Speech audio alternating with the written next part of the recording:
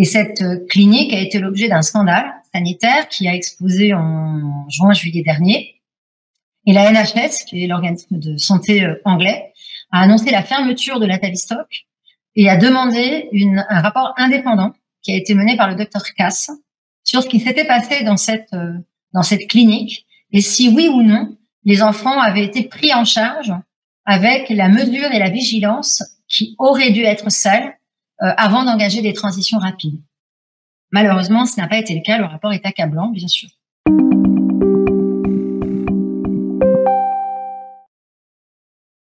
Bonsoir, bienvenue au Cercle Aristote. Bonsoir Sophie Audugé. Bonsoir.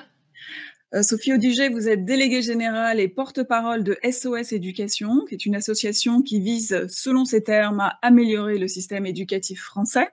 Alors c'est suffisant pour ne pas vous mettre l'éducation nationale dans votre poche, j'imagine. Nous sommes heureux de vous recevoir car les problèmes que vous évoquez sont clés, fondamentaux pour tout parent responsable. Vous constatez globalement une jeunesse qui va plutôt mal. Nous allons évoquer les différents domaines de votre action, mais ce soir, nous parlerons principalement de transidentité. Alors, nous allons présenter tout d'abord l'association, votre travail, vos priorités, puis nous consacrerons une grande partie de l'émission à ce thème de la transidentité, qui est aujourd'hui au cœur de vos préoccupations, avec une présentation de votre part par slide. Puis, nous passerons aux questions des auditeurs Twitch.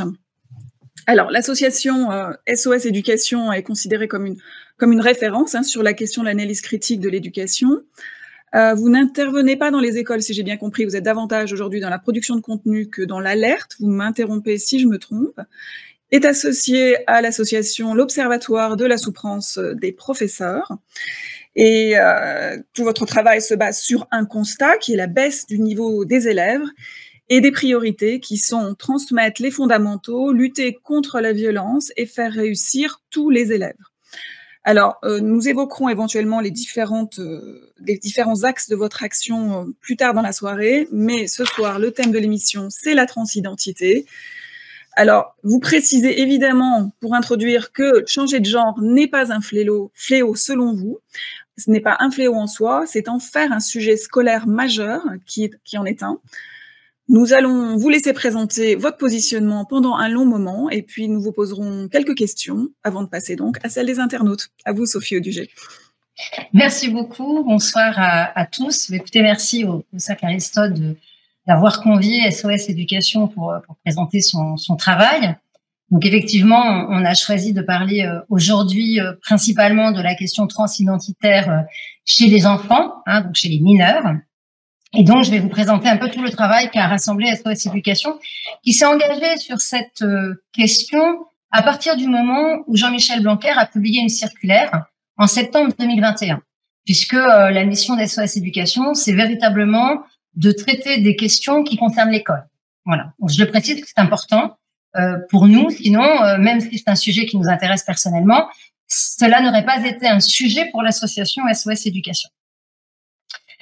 Alors, je me remets sur ma présentation. Vous me dites, j'espère que vous voyez bien. Donc, moi, je suis Sophie Audugé, je suis déléguée générale et porte-parole de SOS Éducation. SOS Éducation, comme vous l'avez rappelé, est une association d'intérêt général qui a été créée en 2001. Donc, on a 21 ans, on aura bientôt 22 ans. C'est important de le rappeler, SOS Éducation est indépendante de tout mouvement politique, de tout mouvement confessionnel et de tout mouvement syndical. Nous avons pour objet de défendre une école qui instruit, qui respecte l'autorité parentale, qui soutient les professeurs dans leur mission d'instruction, qui s'oppose au discours idéologique à l'école, on a un petit peu de travail en ce moment, et qui veille à ce que l'intérêt supérieur de l'enfant soit une considération primordiale dans toutes les décisions politiques. Alors, on rappelle aujourd'hui, vu l'état de notre système scolaire et notre système éducatif, que l'école a deux missions qui sont d'instruire et de protéger. Ce sont ces deux missions prioritaires. Tant qu'elle ne fait pas, il faudrait qu'elle ne fasse rien d'autre. Et donc, on a ajouté, suite à un certain nombre de positions de l'éducation nationale, un autre objectif, en tous les cas un autre point de vigilance, c'est que l'école ne doit surtout pas nuire. Alors, un élément important également, c'est que l'association ne touche aucune subvention publique. C'est la base de notre engagement pour une parole totalement libre. Depuis 2002, l'association avait la possibilité d'émettre des reçus fiscaux sur les dons que lui faisaient ses donateurs, qui sont des donateurs privés, qui sont engagés à cette cause qui est celle de défendre l'école qui instruit. Et puis en août 2020, l'administration fiscale a considéré que les activités de SOS Éducation n'étaient pas éducatives.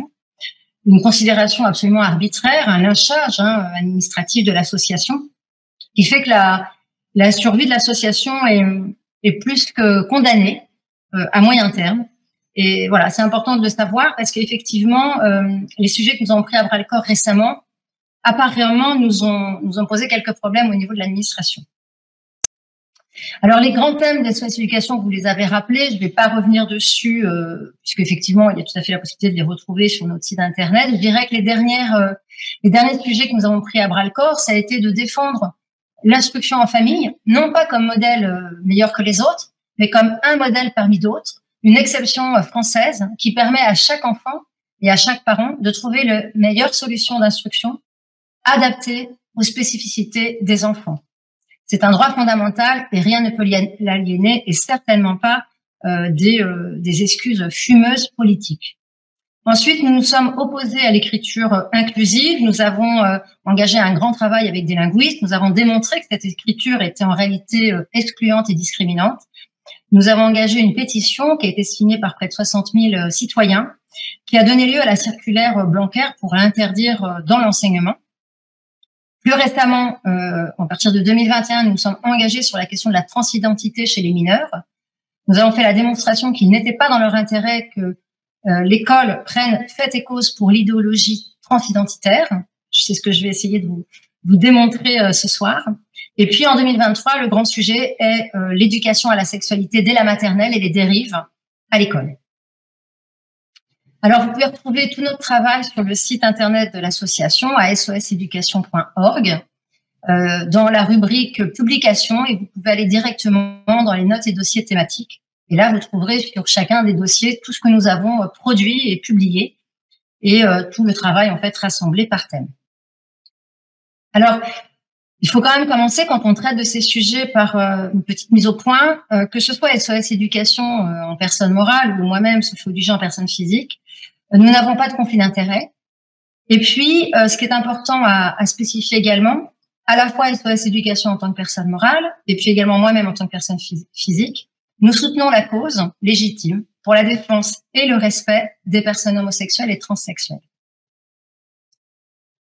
La question transidentitaire à laquelle s'est attachée SOS Éducation porte pour sujet l'enfant exclusivement. Nous avons alerté sur les risques de l'idéologie du genre à l'école qui prône l'autodétermination d'un genre qui serait ressenti, qui n'aurait pas de lien avec le sexe de naissance, et cela, quel que soit l'âge de l'enfant. Je vais commencer par reprendre les propos d'un psychiatre et psychanalyste qui est le docteur Roberto D'Angelo, qui dit « On dit aux jeunes enfants qu'ils peuvent être des filles à l'extérieur, mais des garçons à l'intérieur ou inversement. Campagne organisée pour parler aux enfants de la diversité.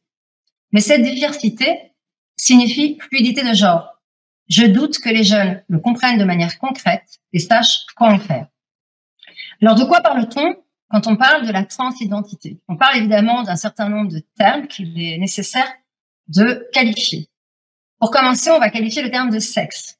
Le sexe, en tous les cas quand il s'applique aux humains, est une catégorie biologique, binaire. Elle classe les individus en mâles ou femelles, et pour ce classement, elle se base sur leur fonction reproductive. Le sexe est déterminé in utero et est immuable. Il n'est pas possible de changer de sexe.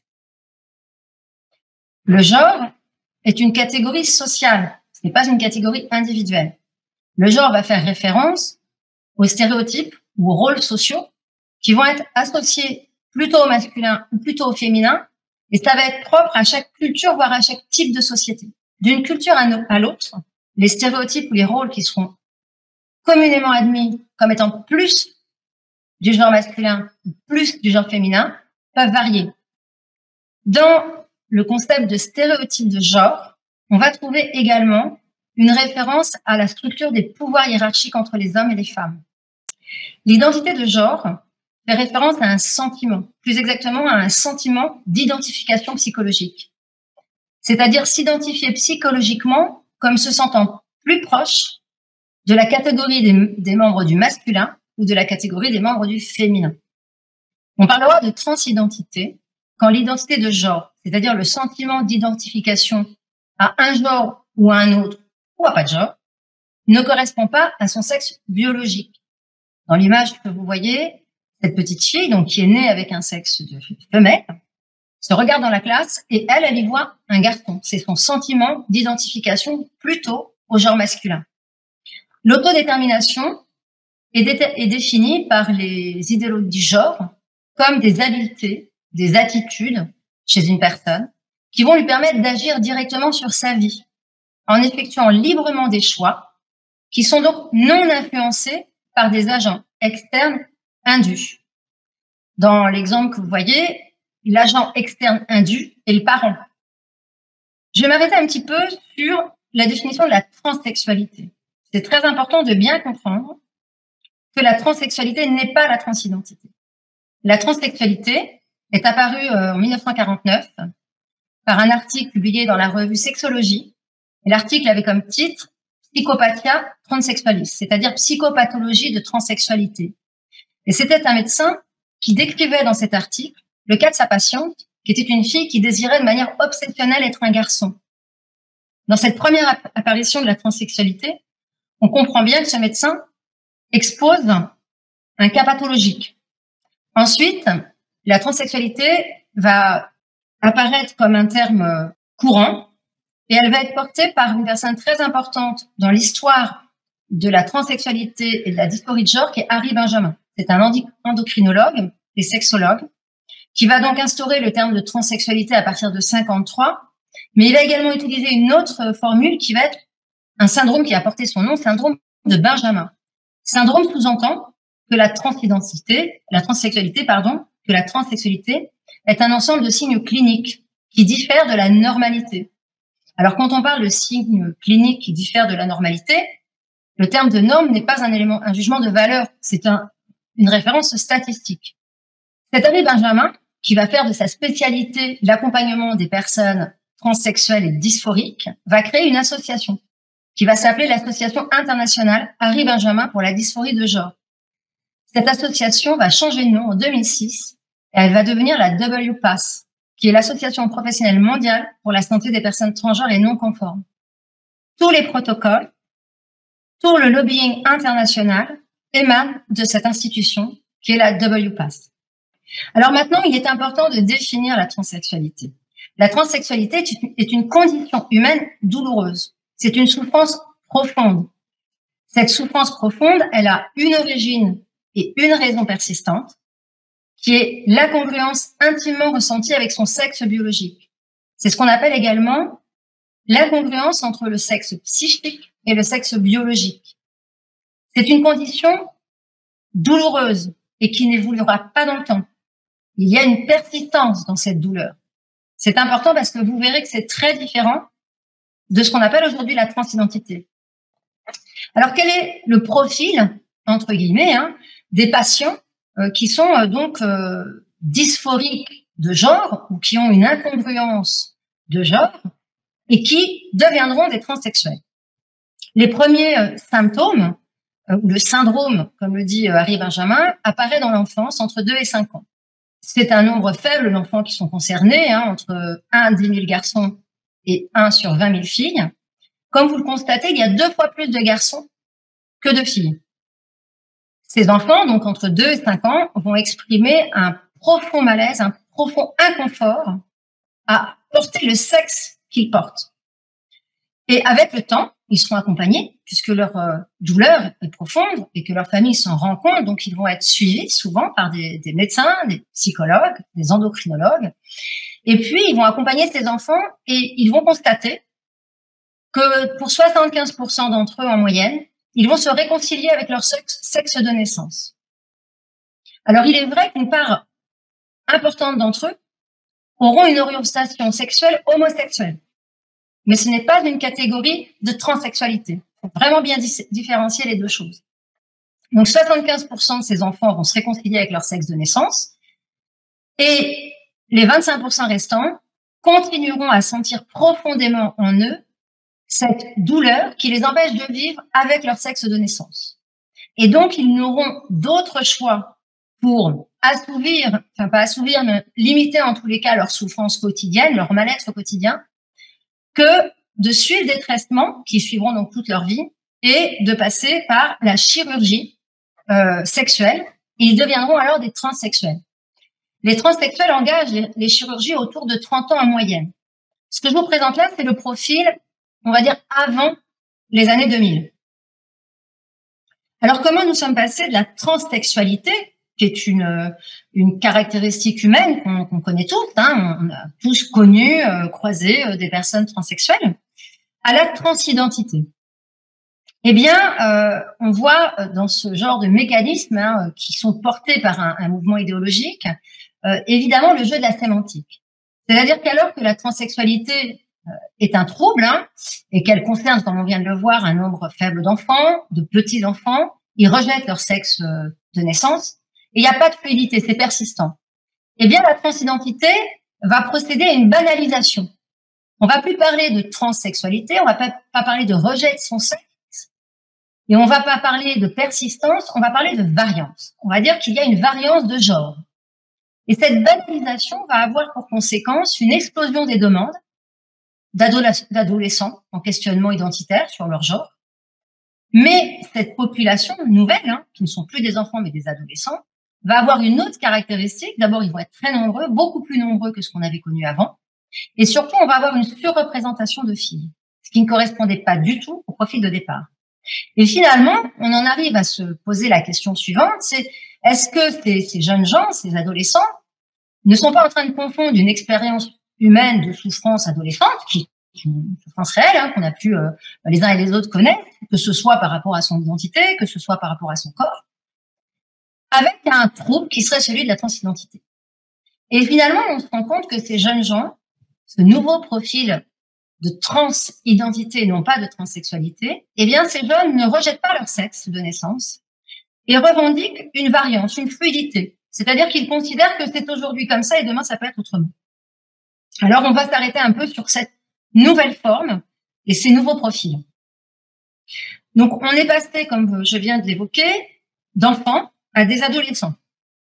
Donc, la prévalence d'adolescentes, c'est-à-dire plutôt des filles, hein, des adolescentes, il y a des adolescents. Il y a une surreprésentation de jeunes filles, donc d'adolescentes, n'ont pas d'antécédents dans l'enfance. C'est-à-dire qu'ils n'ont pas, à l'âge de 2 ou 5 ans, dans leur famille, exprimé un inconfort profond à l'idée d'être une fille et aujourd'hui de vouloir être un garçon. Voilà. Il n'y a pas d'antécédents. Ils veulent changer de genre, c'est-à-dire qu'ils veulent être associés au stéréotype du genre masculin.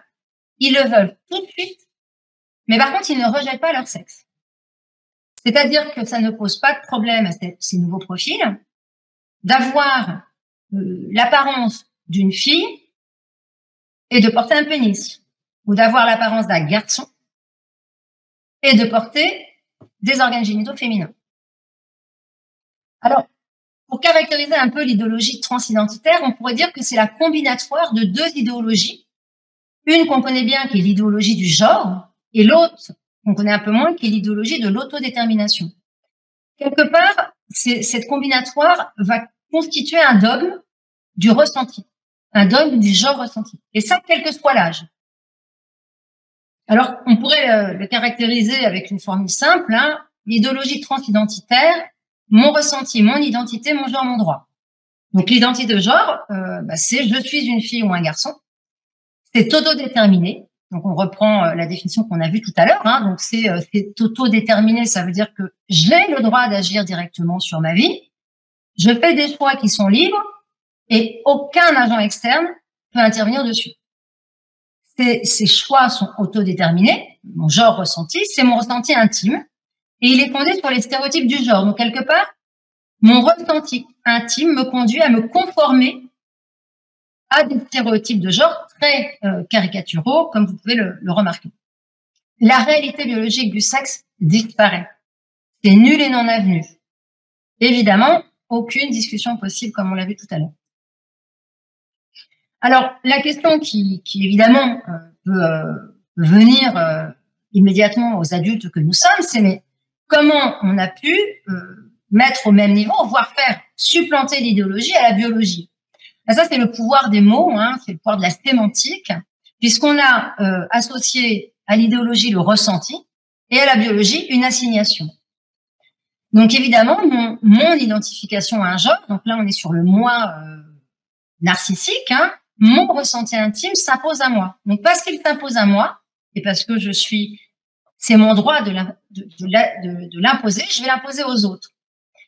Mais ça va sous-entendre pour le jeune qui va s'engager dans cette voie-là, que finalement il va se retrouver lui-même à se dissocier de son sexe biologique. Et en se dissociant de son sexe biologique, d'une certaine manière, il va se dissocier de son intégrité physique. Ce qui va rendre le débat, notamment pour les parents dont les enfants vont être happés par cette idéologie, très compliqué. Puisque ce sont des enfants, quand on essaye de les sensibiliser sur leurs risques sur leur santé, sur les risques sur leur santé physique, sur leur santé psychique, sur le fait que si jamais ils se font une ablation des seins, eh bien peut-être qu'ils regretteront et qu'ils ne pourront pas la reconstituer, que s'ils prennent des médicaments, peut-être qu'ils seront infertiles à vie. C'est des jeunes pour lesquels ces enjeux-là n'ont pas de prise. Il y a une dissociation avec leur intégrité physique. Alors, on va dire ce jeu sémantique, hein, très puissant, faut le reconnaître, hein, se manifeste d'une manière très simple, c'est qu'effectivement, vous l'avez tous entendu, eh bien, on va dire aux jeunes, hein, dès très tôt, hein, puisque dès la maternelle, on diffuse cette idéologie, on va leur dire que leur sexe, il est assigné à la naissance. Alors évidemment, le terme d'assignation sous-entend un symbole de soumission. A contrario, on va leur dire que le genre, par contre, ils le choisissent parce que c'est un ressenti intime. Quelque part, le fait que ce soit assumer son moi intérieur, ça traduit un symbole d'émancipation, auquel est associé souvent un sentiment de fierté. C'est-à-dire qu'on va héroïser le coming out du jeune qui se dit finalement, moi, je me ressens garçon alors que je suis une fille, alors que celui qui finalement se soumet à son assignation d'être une fille est un peu finalement moins capable que l'autre de sortir de cette soumission, évidemment, derrière patriarcale. C'est assez troublant parce que finalement, les générations précédentes considéraient que justement toute la lutte féministe, notamment, avait permis de montrer que le sexe n'était en rien une soumission, qu'on pouvait avoir une très forte part de masculinité quand on était une femme et une très forte part de féminité et vivre en garçon très heureux et que ce n'était pas un sujet. Finalement, on se retrouve à inverser ce qui était une liberté, une délivrance finalement de la lutte féministe en une soumission pour finalement choisir volontairement à travers cette idéologie transidentitaire de se soumettre au fait de se conformer à des stéréotypes de genre très caricaturaux, évidemment, comme on le voit dans les manifestations de jeunes filles qui veulent être des garçons et qui vont adopter un style très, très masculin, parfois de manière complètement décalée avec ce qu'elles représentent. De même, des garçons qui se sentent plus filles et qui vont arborer des stéréotypes féminins auxquels la plupart des filles ne s'identifient pas. Alors, cette idéologie progresse, hein, évidemment, dans les médias, à tous les niveaux. Et d'ailleurs, on s'en est tous rendu compte quand Marianne a sorti en novembre 2020 un sondage réalisé par l'IFOP, où à la question « Je ne me reconnais pas dans les deux catégories de genre homme-femme », eh bien, on avait quand même 22%, c'est-à-dire 1 sur 5, des 18-30 ans qui étaient d'accord pour dire « Je ne me reconnais pas dans les deux catégories de genre homme-femme ». Et si on zoome, alors c'est un peu un biais, il faut le reconnaître qu'il y a un nombre très faible de jeunes concernés, mais si on prend les jeunes qui ont été interrogés, eh bien, on se rend compte que 1 sur 2 des lycéens ne se reconnaît pas dans l'une des deux catégories, homme ou femme. Aux États-Unis, on a la même évolution, hein. C'est-à-dire que les étudiantes qui s'identifiaient transgenres en 2008, c'était 1 sur 2000. En 2021, c'est 1 sur 20. Alors, ce nouveau profil a cela de particulier, c'est qu'il revendique sa transidentité.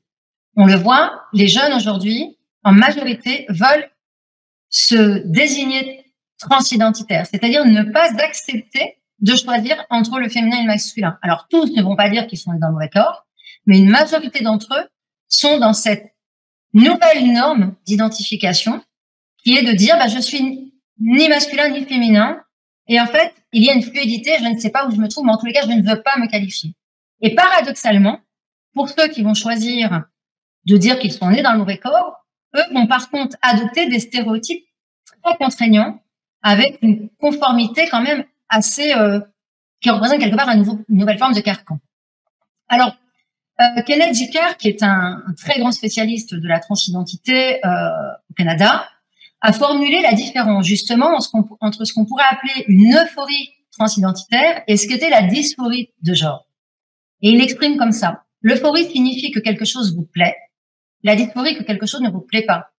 Les enfants de 2 ou 3 ans, donc ceux dont on pouvait identifier une véritable dysphorie très tôt dans l'enfance, viendront parce que l'enfant lui-même exprime un mécontentement important vis-à-vis du fait d'être un garçon ou une fille.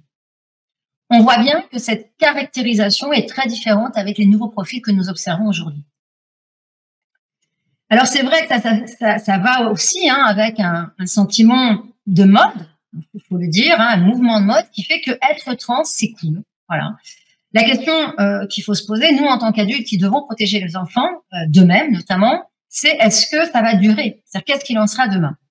On n'a pas la question aujourd'hui, mais en tous les cas, il faut qu'on se la pose. Voici ce qu'ont répondu des parents dont les enfants étaient donc engagés dans cette transition.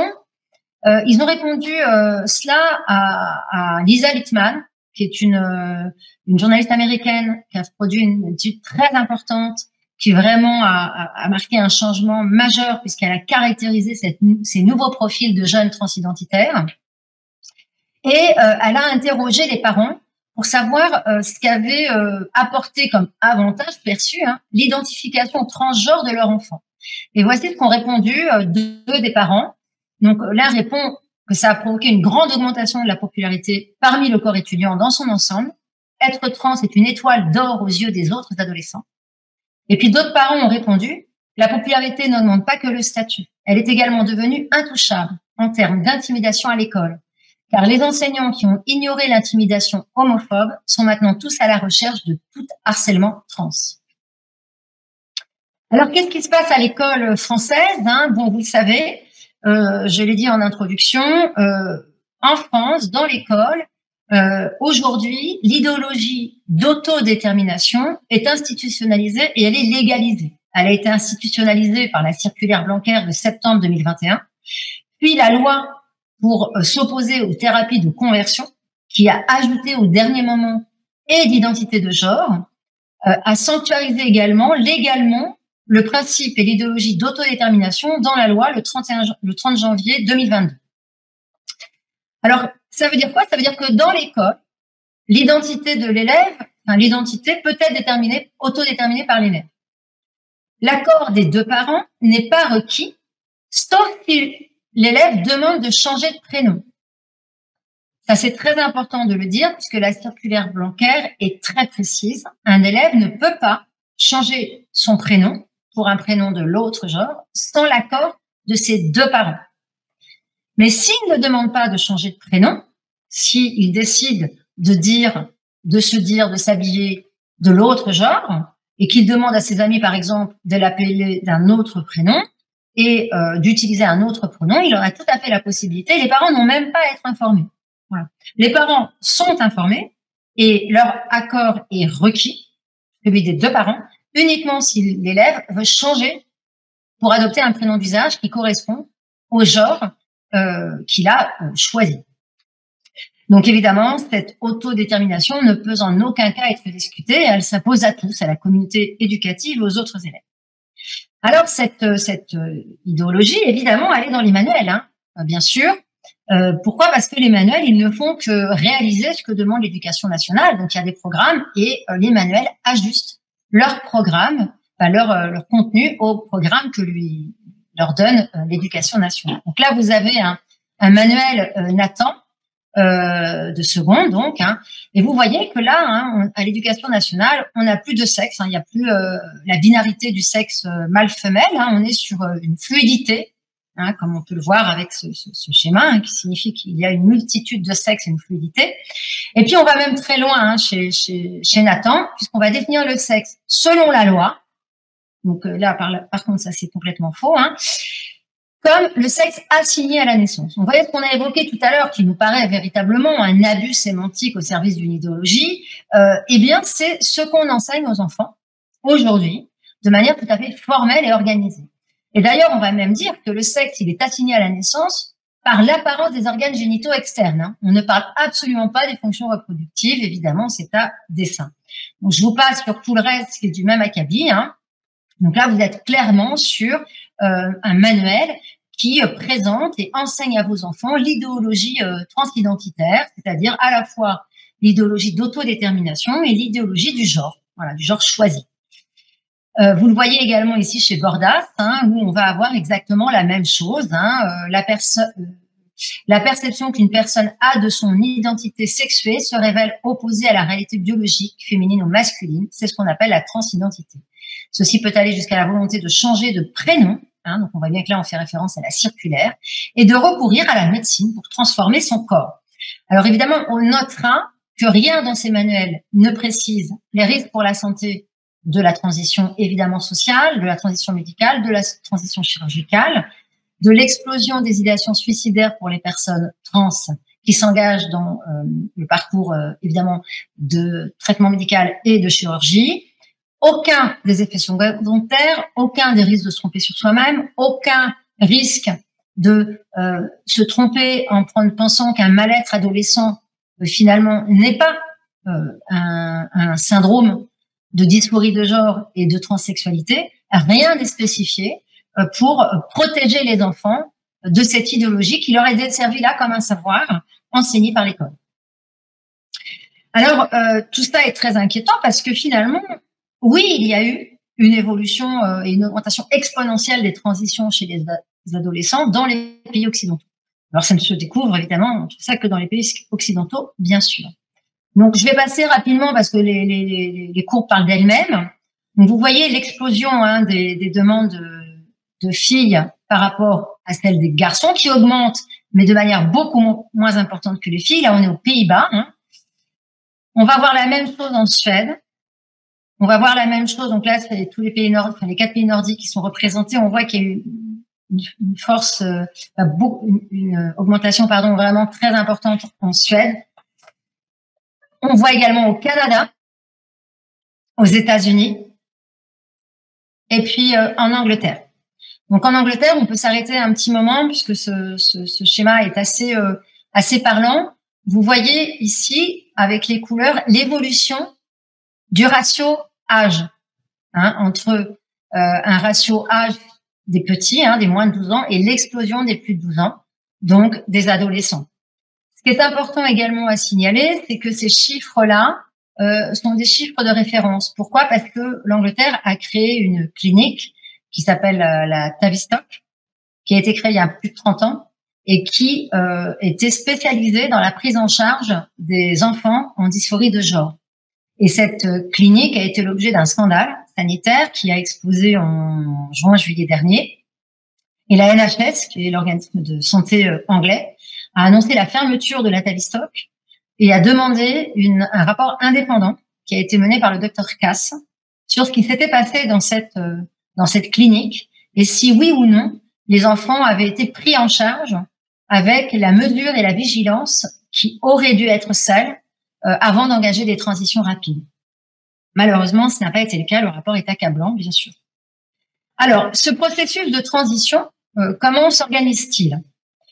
Et surtout, une question, j'imagine, qui vous brûle les lèvres, en tout cas, moi, c'est celle qui m'avait brûlé les lèvres, c'est comment est-il possible qu'on soit passé de chirurgie qui se faisait avant autour de 30 ans, donc chez des personnes qui avaient eu, effectivement, bien sûr, cette souffrance très, très tôt, entre 2 et 5 ans, qui avaient grandi, qui avaient passé la puberté, une grande majorité s'était réconciliée avec leur sexe de naissance, mais pour les 25% qui ne s'étaient pas réconciliés, c'était effectivement très douloureux de grandir comme ça, dans un corps qui nous semble totalement étranger.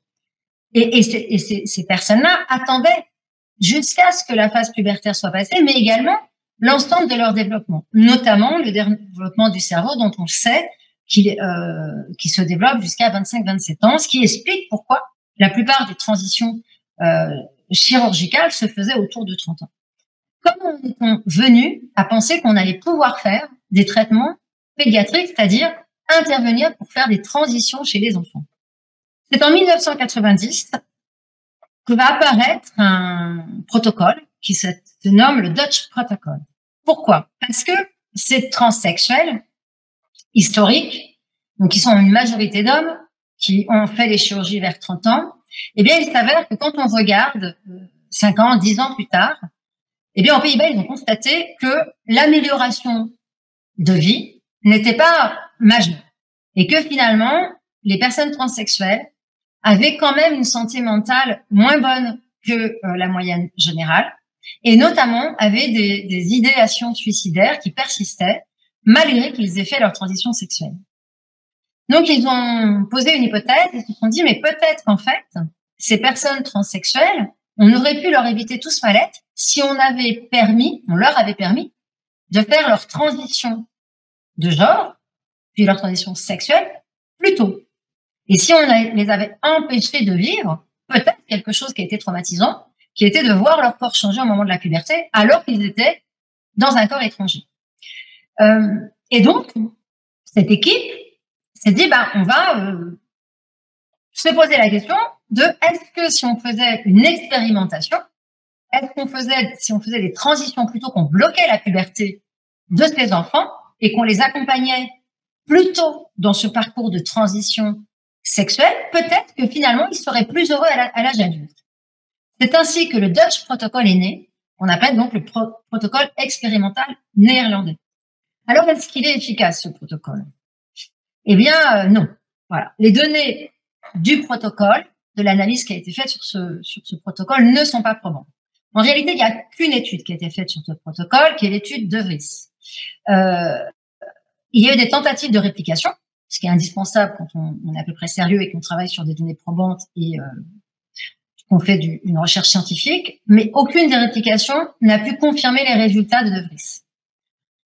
Autre élément important, l'étude de Vries avait énormément de biais. Au départ, elle devait porter sur 55 sujets et finalement, il y en a 40 qui ont été étudiés, puisqu'il n'y en avait que 40 qui avaient des données complètes. 100% des sujets avaient une dysphorie de genre qui était apparue enfant, donc entre les 2 et 5 ans, que je vous exposais tout à l'heure. Et la transition sociale avait été fortement découragée.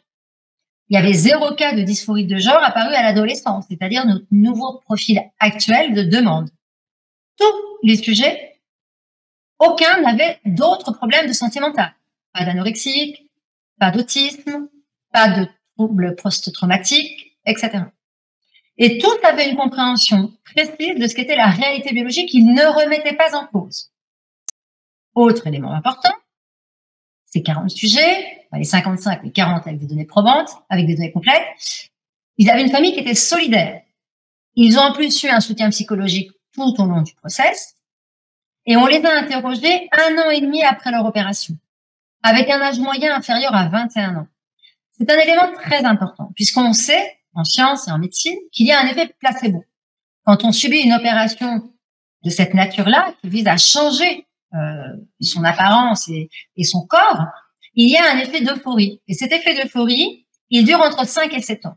C'est pour ça qu'aucune étude sérieuse ne peut prouver les bénéfices d'une transition chirurgicale à partir du moment où vous n'interrogez pas les personnes qui ont fait les opérations au moins 7 ans, 5 à 7 ans post-opération. Ça n'a pas du tout été le cas. Donc, c'est un biais majeur, évidemment, qui amènera, vous verrez, à ce que des médecins émérites aient considéré, d'ailleurs toutes les autres études également, que ces résultats n'étaient absolument pas probants. Il n'y avait pas de groupe contrôle, aberration, quand il s'agit d'une étude scientifique. Aucune évaluation des effets sur la santé physique. Les troubles physiques ont été enlevés des résultats. Qu'est-ce que ça a donné? On a un adolescent qui est décédé des suites aux complications post-opératoires. On a constaté qu'il y avait des difficultés sur l'image corporelle par la prise des bloqueurs de puberté, notamment chez les adolescentes natales, c'est-à-dire des jeunes filles, des jeunes nés de sexe féminin. Plusieurs personnes n'ont pas pu poursuivre le traitement du fait des problèmes de santé qui sont survenus. 3 cas de diabète, obésité, des problèmes de santé osseuse. Finalement, on constate un faible effet sur la dysphorie de genre, soit effectivement ça n'a rien changé, soit ça s'est aggravé. Au niveau de l'anxiété et de la dépression, pas d'amélioration. Et on notera quand même un autre baisse, c'est que le questionnaire qui évaluait le bien-être n'était pas le même avant et après la transition. Donc concrètement, cette étude de risque qui devait prouver si finalement ce Dutch Protocol apportait un meilleur bien-être aux personnes transsexuelles dès lors qu'on leur avait permis de faire cette transition plus tôt et qu'on était intervenu pour bloquer le développement normal de leur organisme, tout le monde s'accorde à dire que cette étude n'est pas probante puisqu'elle n'a conservé que des mineurs qui n'ont pas abandonné en cours de route, tous ceux qui étaient en bonne santé psychique, alors qu'aujourd'hui, on sait très bien sur notre nouvelle population d'adolescents avec une majorité d'adolescentes, ces adolescents trans-identifiés, on a des prévalences de troubles, de santé mentale, d'atypie neurocognitive, de traumas qui qui sont impactés par des événements de vie de ces jeunes. On va le voir après, les chiffres sont très marquants. Cette nouvelle population, aujourd'hui, eh bien, il faut savoir qu'elle est qu'elle est aujourd'hui encore traitée par ce protocole, le Dutch Protocol, dont les données d'évaluation ne sont absolument pas probantes. Mais c'est pourtant ce qu'on applique aujourd'hui dans tous les pays occidentaux qui pratiquent la transition pédiatrique. Alors, cette transition pédiatrique, elle se déroule en 3 étapes. La transition sociale, c'est ce qui va consister à se faire identifier dans la sphère publique, on n'est pas dans l'intime, dans la sphère publique, comme de l'autre genre, changement de prénom, pronom, vêtements, l'apparence physique, en adoptant, comme on l'a vu tout à l'heure, des stéréotypes très marqués du genre ciblé. Ensuite, on a la phase de la transition médicale. On va prendre des médicaments, soit pour bloquer la puberté quand on est à ce qu'on appelle le stade 2 de Tanner, on le verra après. Puis les traitements hormonaux croisés qui vont inhiber l'hormone biologique. Et ça, c'est toute la vie. Et puis les chirurgies, on va réaliser des actes de chirurgie esthétique pour se rapprocher de ce qu'on va appeler les stéréotypes physiques attribués au genre, du sexe qu'on cible. Et puis après, on va avoir des chirurgies d'ablation des organes sexuels et puis des chirurgies qui vont être dites constructives de nouveaux organes qui sont sexuels. Là, évidemment, on parle d'organes sexuels externes. Alors, évidemment que cette transition pédiatrique, on l'a déjà vu un petit peu par rapport aux données de l'étude de risque, n'apporte pas réellement un mieux-être pour le patient, mais en tous les cas, elle engage tous les jeunes qui étaient trans-identifiés dans un parcours de transition dont on sait que sinon, une majorité d'entre eux se sont réconciliés avec leur sexe de naissance. Et c'est le problème avec la transition sociale, c'est que les études prouvent que si on ne fait pas de transition sociale, l'harmonie avec le sexe natal est retrouvée dans 75 à 95% des cas. Ensuite, sur la partie médicamenteuse, la première démarche, c'est les bloqueurs de puberté. Et là, on va reprendre ce qu'a évoqué les équipes du WPATH dans un entretien avec Abigail Schreier, qui dit que quand vous arrêtez la puberté avec des bloqueurs de puberté, que vous passez directement aux hormones antagonistes, la stérilité du mineur est garantie. Les hormones transsexuelles, comme on l'a déjà vu, traitement à vie avec des fortes doses d'hormones. Et les chirurgies d'assignation, on connaît, c'est mastectomie, ablation des seins, torsoplastie et chirurgie génitale. Alors voilà un schéma qui vous présente comment se produit, les différentes étapes du Dutch Protocol. Donc dans l'enfance, avant 8 ans, dès 2-4 ans, on va faire la transition sociale. Donc tout ça est évidemment un protocole qui n'est pas nécessairement à suivre puisque, comme je l'ai expliqué, les données ne sont pas probantes. Donc c'est important de bien avoir en tête que je vous présente un protocole qui est mis en place, mais dont tout un ensemble de professionnels sont aujourd'hui contre son application. Ensuite, à partir de 8-12 ans, on est ce qu'on appelle stade 2 de Tanner. On va commencer les bloqueurs de puberté. À l'adolescence, c'est-à-dire entre 12-14 ans en fonction des enfants, on va commencer le traitement médical, c'est-à-dire les hormones sexuelles antagonistes. Les mastectomies, c'est en moyenne dès 16 ans. Le changement d'état civil, c'est également 16 ans. Alors là, moi, je l'ai mis à 14 ans parce que effectivement, la première jeune mastectomisée en France avait 14 ans. Contrairement à ce que disent les associations, ça c'est une réalité. Le changement d'état civil, commence dès 16 ans avec l'accord des parents, et sinon c'est 18 ans, et les chirurgies, c'est pas avant 18 ans. Voilà un autre schéma qui nous permet de voir que la transition sociale engage l'enfant dans ce qu'on a appelé un trust train, qui est en fait le titre d'un film qui a fait scandale en Suède et qui a dénoncé les traitements pédiatriques trop rapides chez les enfants à l'hôpital Karolinska, qui est l'hôpital qui remet le prix Nobel de médecine, justement. Et c'était le premier scandale qui a été annoncé par des lanceurs d'alerte, des journalistes qui ont fait un documentaire qui s'appelle Constrain et qui est vraiment une référence sur le sujet et qui explique très bien comment les choses se sont emballées et comment un certain nombre de médecins à un moment ont lancé l'alerte en disant on peut pas continuer comme ça, on est en train de faire quelque chose qui est finalement un traitement expérimental. Donc les bloqueurs de puberté vont quelque part empêcher l'enfant d'avoir un vécu d'adolescence avec ses pairs. On va avoir une croissance qui est bloquée, à la fois au niveau cérébral et une ostéoporose. Ensuite, au niveau des hormones, là, on a beaucoup de conséquences. Évidemment, la voix, la pilosité, c'est irréversible, des risques cardiovasculaires, des risques cancéreux. Et puis, sur les chirurgies, évidemment, on a des mutilations irréversibles, une stérilité et ce qu'on appelle une anorgasmie, c'est-à-dire que ce sont pour les enfants qui vont avoir des maris très tôt, qui n'auront jamais aucun plaisir sexuel. Alors, je vais peut-être pas revenir trop en détail sur les risques des médicaments, mais rapidement, il faut quand même savoir que ce sont des médicaments qui sont administrés sans autorisation de mise sur le marché pour des enfants et sur des enfants qui sont pas malades. Donc, on l'a vu, le capital osseux est très abîmé, des risques d'infertilité, etc. Ça, je passe, je le fais en rapide. Sur les chirurgies, c'est important quand même de savoir que dans 67%, il y a des complications et qu'il y a des complications graves. Et évidemment, je l'ai dit, je le répète, 100% de stérilité quand on fait une chirurgie génitale. Qu'est-ce qui se passe 10 ans après la transition? Les problèmes osseux sont courants. Le risque global de mortalité, notamment cardiovasculaire et cancer, est multiplié par 3. Les hospitalisations pour troubles psychiatriques sont multipliées par 3. Le taux de suicide est multiplié par 19 pour les hommes qui sont devenus des femmes et par 40 pour les femmes qui ont transitionné en hommes. Le scandale de la Tavistock, donc c'est la clinique anglaise, sur ce livre qui est d'Anna Barnes, Time to Think, qui fait vraiment froid dans le dos.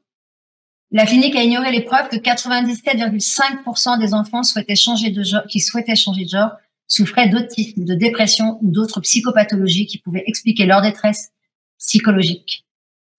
Alors, on va revenir là-dessus parce qu'effectivement, ce que je vous évoque a conduit quand même le corps médical à alerter. Et ils ont parlé d'un stress éthique. Voici par exemple ce que dit notamment une jeune fille. Donc là, c'est une jeune fille qui a été prise en charge. Je voyais sur les réseaux sociaux des personnes trans qui avaient l'air tellement heureuses que je me suis dit j'ai envie d'en être. Ceux qui m'ont le plus encouragée, ce sont les médecins à l'hôpital. Au premier rendez-vous, on m'a dit félicitations, vous avez fait votre coming out. C'est si courageux. Quel traitement voulez-vous faire après la testostérone?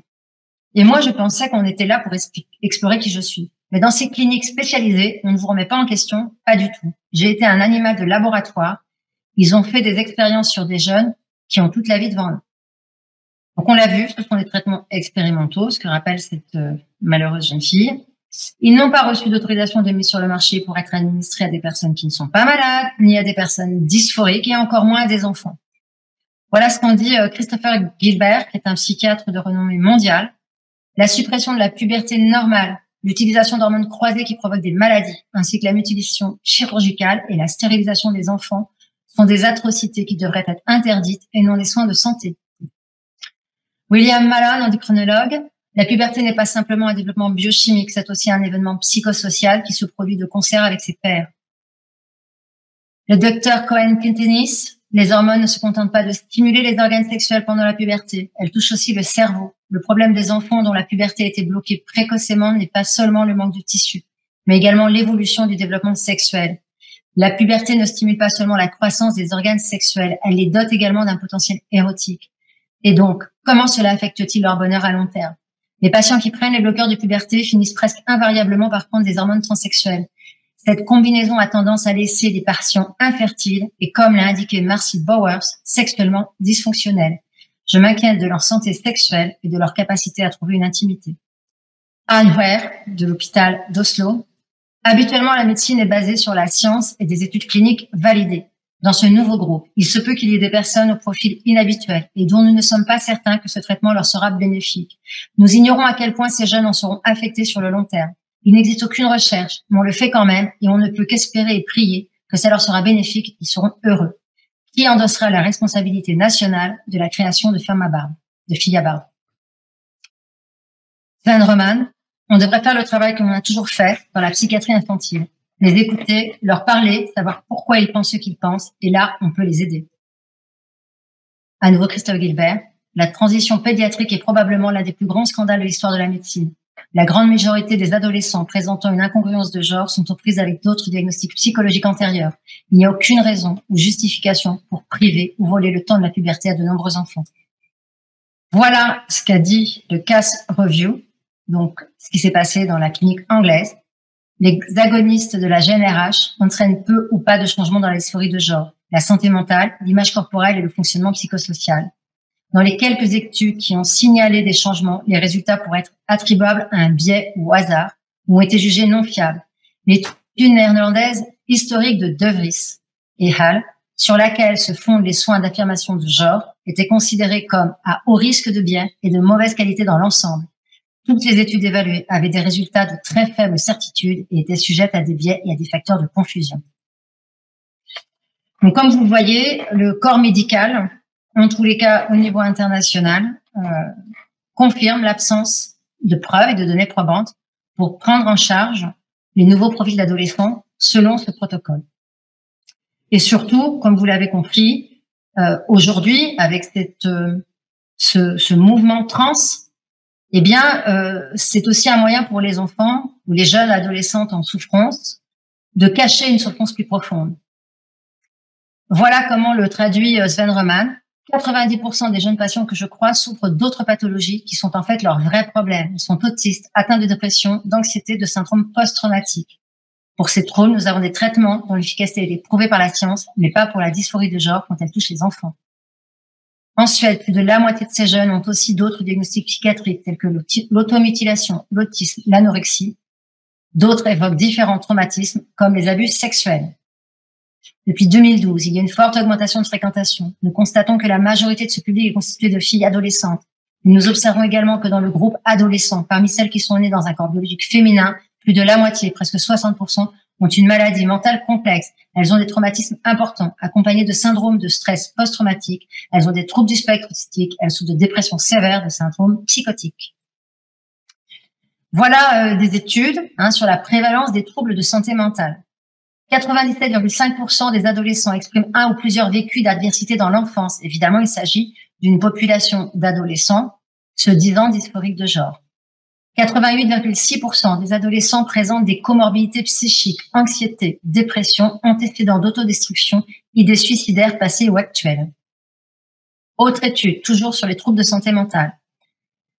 Présentent des comorbidités avec des troubles de santé mentale et neurocognitifs. 71% des adolescents mâles ou femelles, les garçons s'identifiant filles, et 74,5% des adolescentes femelles, filles, s'identifiant garçons. Dépression, anxiété, troubles déficitaires de l'attention avec ou sans hyperactivité, troubles du spectre autistique, symptômes psychotiques, troubles du comportement, automutilation, troubles du comportement alimentaire, syndrome de stress post-traumatique, passé d'agression sexuelle. Prévalence à l'autisme, Knedsker, une étude a mis en lumière que les enfants atteints de dysphorie de genre sont 7 fois plus susceptibles d'être atteints d'un trouble autistique. Les adolescents autistes sont particulièrement sujets aux problèmes de pensée obsessionnelle et d'image corporelle, et ils ont du mal à changer d'avis une fois persuadés que quelque chose est vrai, ce qui les rend plus vulnérables à être convaincus qu'ils sont en fait du sexe opposé et qu'ils devraient rechercher des interventions médicales telles que les bloqueurs de puberté ou les hormones. Prévalence de l'homophobie intériorisée. 95% des filles référencées aux cliniques d'identité de genre et persistant dans la dysphorie de genre aux Pays-Bas en 2013 déclarent être exclusivement attirées par le même sexe. 62 sur 70 des premiers adolescents référés à la clinique d'Amsterdam de 2000 à 2008 ayant reçu du GnRH, 62 étaient homosexuels. 8,94% d'hétérosexuels, 11 enfants sur 123 adolescents dysphoriques pris en charge par le GIDS, donc c'est la clinique anglaise. Les autres sont soit homosexuels, soit bisexuels. 56,12% des garçons référés dans une clinique pour dysphorie des genres au Canada étaient gays ou bisexuels, étude de 2021. 84% des femmes étaient lesbiennes, selon une étude sur 380 adultes dysphoriques. Alors vous voyez, aujourd'hui on engage des jeunes gens en mal-être identitaire, parfois dans des parcours de transition. Si on ne prend pas le temps de les écouter, si on ne prend pas le temps de faire ce travail nécessaire pour s'assurer qu'il n'y a pas autre chose qui explique leur souffrance, eh bien on risque potentiellement de les engager dans ce transtrain qui aura des conséquences importantes parce qu'ils vont rompre avec une partie de leur adolescence, ils vont se couper de leur père et en plus ils mettront en danger leur santé physique et psychique. Mais effectivement, on vit tous, vous en êtes évidemment conscients, que cet activisme trans est en train de prendre une forme que j'appelle le terrorisme.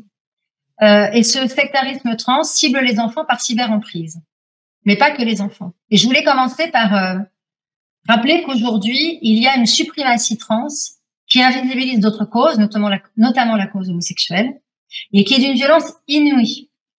Je pense notamment à des amis que je ne citerai pas là, dont les interventions sont empêchées, qui ont reçu des menaces de mort et qui se font insulter, comme nous d'ailleurs, de transphobes. Ce que nous ne sommes pas. On demande juste une mesure vigilante du questionnement de genre pour protéger les enfants et éviter des faux diagnostics pour des enfants qui doivent se développer et vivre le plus simplement possible. Alors, cette suprématie trans, elle surfe sur plusieurs leviers, évidemment le wokisme, sur le stress des minorités. C'est une apologie du communautarisme, évidemment, et le culte de la discrimination. Les réseaux sociaux ont une influence fondamentale dans cette affaire, évidemment. C'est ce qu'a démontré notamment Lisa Littman, que j'ai évoqué tout à l'heure, en 2018. Et elle a exploré et fait le lien avec l'influence des réseaux sociaux sur ces nouveaux profils de jeunes qui se disent être nés dans le mauvais corps. Et elle a élaboré un concept qui est le Rapid Onset Gender Dysphoria, donc on va appeler ROGD. Et donc, elle caractérise ces jeunes, ces adolescents, qui sont une majorité d'adolescentes, comme je l'ai déjà dit, qui se disent être nés dans le mauvais corps, mais qui n'ont pas d'antécédents dans l'enfance, et qui du coup vont, par les réseaux sociaux, s'extraire de leur cercle familial et commencer à s'engager dans un cercle restreint exclusivement trans. La plupart, et elle le noterait également dans son étude, ont découvert le concept, le principe même de la transidentité ou de la dysphorie de genre sur Internet. Elle n'en avait aucune connaissance avant. Voici ce que dit une mère d'une adolescente dans le documentaire très bien également dysphorique. Elle ne voulait pas que je sois une de ces mères. C'est comme ça qu'ils disent sur Internet. Si vos parents questionnent quoi que ce soit, s'ils ne sont pas encourageants, alors tu devrais peut-être chercher une autre famille. C'est une idée dangereuse et qui se répand chez les jeunes, selon laquelle leurs parents sont intrinsèquement contre eux.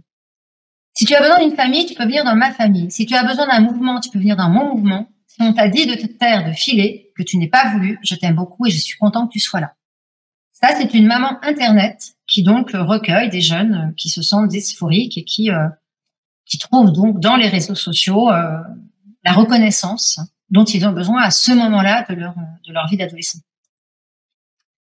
C'est ce que Céline Masson explique dans l'Observatoire de la petite sirène, que ce sont des jeunes qui sont en quête d'identité et qui sont finalement immergés de plus en plus tôt dans un monde d'images virtuelles qui ne sont pas régulées, avec des déferlements de propositions identitaires idéalisées qui sont portées par des influenceurs, soit via des blogs, soit via des vlogs, donc des vidéos interactives.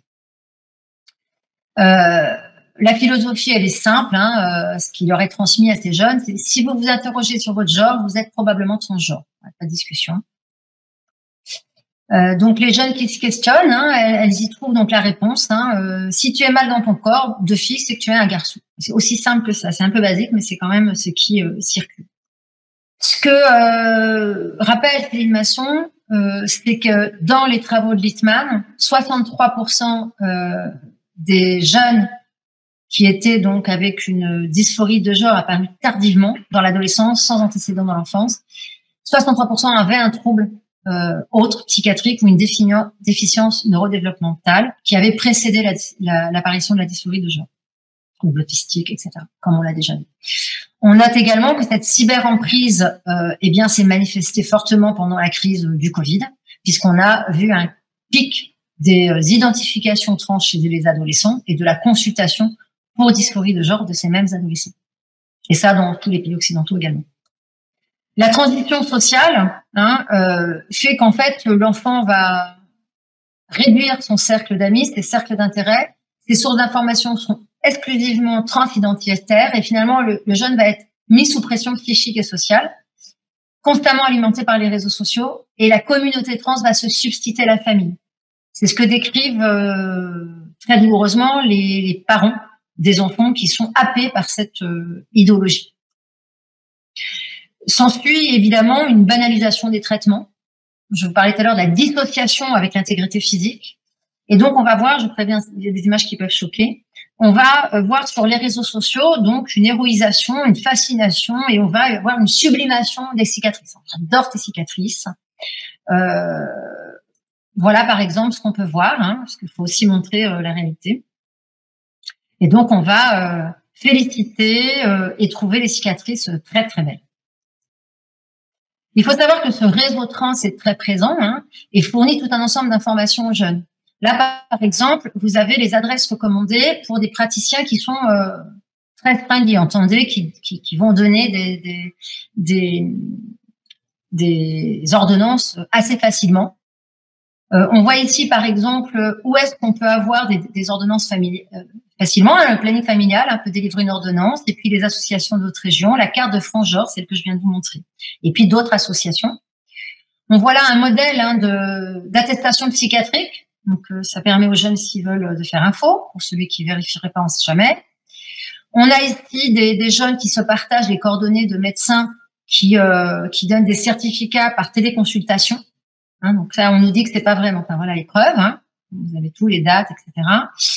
Là, on a pareil des traitements en 20 minutes, une attestation en 20 minutes ici.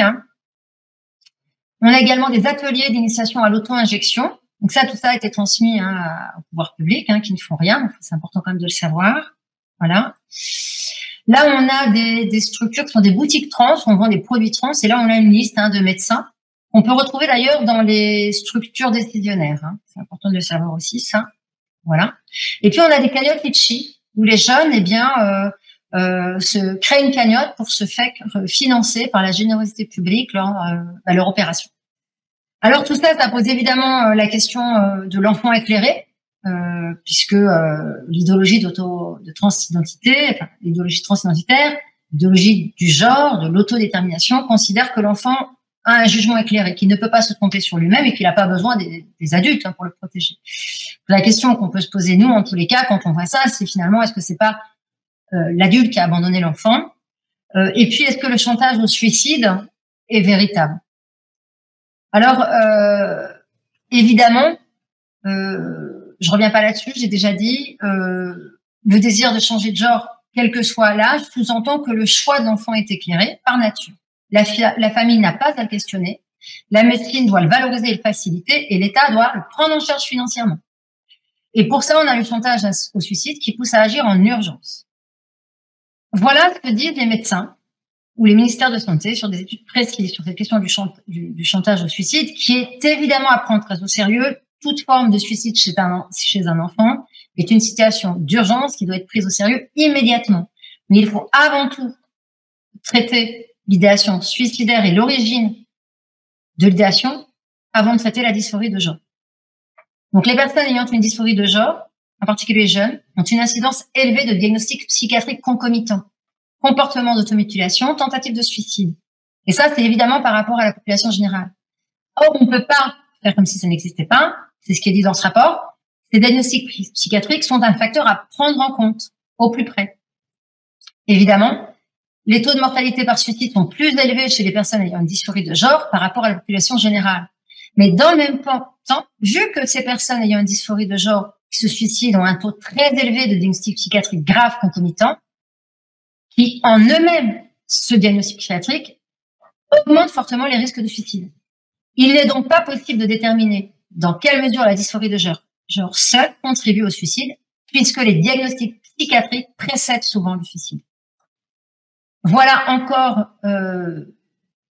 une intervention d'Elio Sapir, également imminence dans le domaine. Les activistes du genre soutiennent généralement qu'environ 4 jeunes transgenres sur 10 tentent de se suicider lorsqu'ils ne sont pas affirmés socialement et médicalement. Les recherches le confirment-elles? La réponse est simple, non.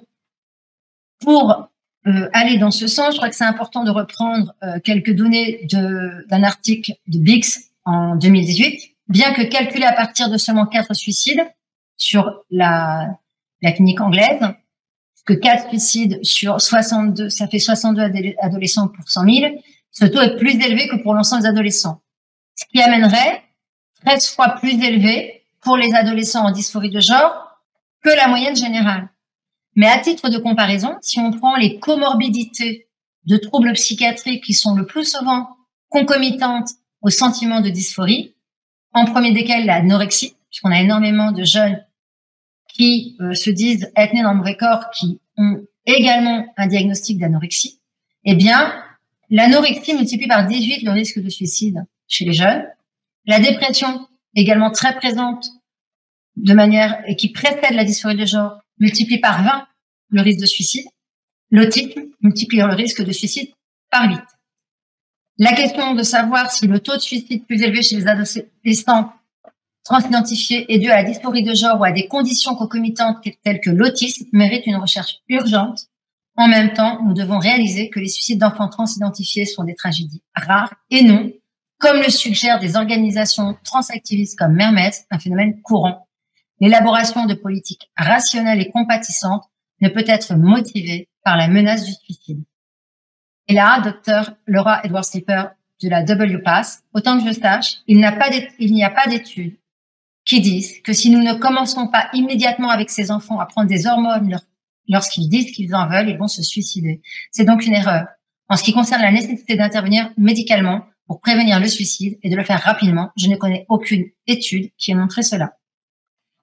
Alors, évidemment, il y a des détransitionneurs, c'est eux qui ont lancé les premières alertes. Évidemment, Kera Bell, je crois qu'il faut la nommer, puisque c'est elle qui a mis à terre la NHS, qui a mis à terre la Tavistock Clinic. Elle est entrée en dépression à 14 ans, elle a été orientée vers la Tavistock Clinic, elle a pris des bloqueurs à 16 ans, testostérone 17 ans, mastectomie à 20 ans, et elle a détransitionnée à 21 ans, et elle a fait donc ce procès contre la Tavistock Clinic. Et elle a plaidé que son jugement à 14 ans n'était évidemment pas éclairé. On a également un site que je vous conseille, qui est le site Post-Trans, par Ellie van der Pusch, des transitionneuses également. Alors, avec tout ça, on se pose la question, mais pourquoi va-t-on dans le mur, puisqu'on voit bien que la plupart des autres pays ont fait machine arrière, évidemment. Les intérêts politiques priment évidemment sur l'intérêt des enfants dans cette affaire, puisque sinon, évidemment, on continuerait pas dans cette voie. Il y a une super pression des organisations transactivistes qui sont partout, très subventionnées. Elles doivent être reconnues comme éducatives puisqu'elles peuvent émettre des reçus fiscaux sur les dons qu'elles reçoivent et croulent sous les subventions. Et puis surtout, il y a ce rapport intéressant qui a été publié en novembre 2019, qui provient d'une action européenne qui consistait à faire un protocole de lobbying en Europe pour cibler les jeunes. Vous allez voir que c'est assez édifiant, il est tout à fait disponible. Alors, que dit ce protocole? Son titre est assez évocateur. Seulement les adultes. Bonne pratique en matière de reconnaissance légale du genre pour les jeunes. Un rapport sur l'état actuel des lois et du plaidoyer des ONG dans 8 pays d'Europe. Voilà comment est formulé l'objectif dans le rapport. Dans ce rapport, nous avons cherché à examiner les bonnes pratiques en termes de droit, de plaidoyer et de climat culturel et politique dans divers pays européens, avec un accent particulier sur les mineurs.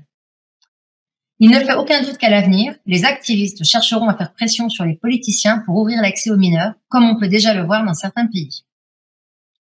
Ce rapport sera un outil puissant pour les activistes et les ONG qui travaillent à faire avancer les droits des jeunes trans à travers l'Europe, faire reconnaître légalement leur identité de genre par l'autodétermination plutôt que par un diagnostic médical ou une décision de justice.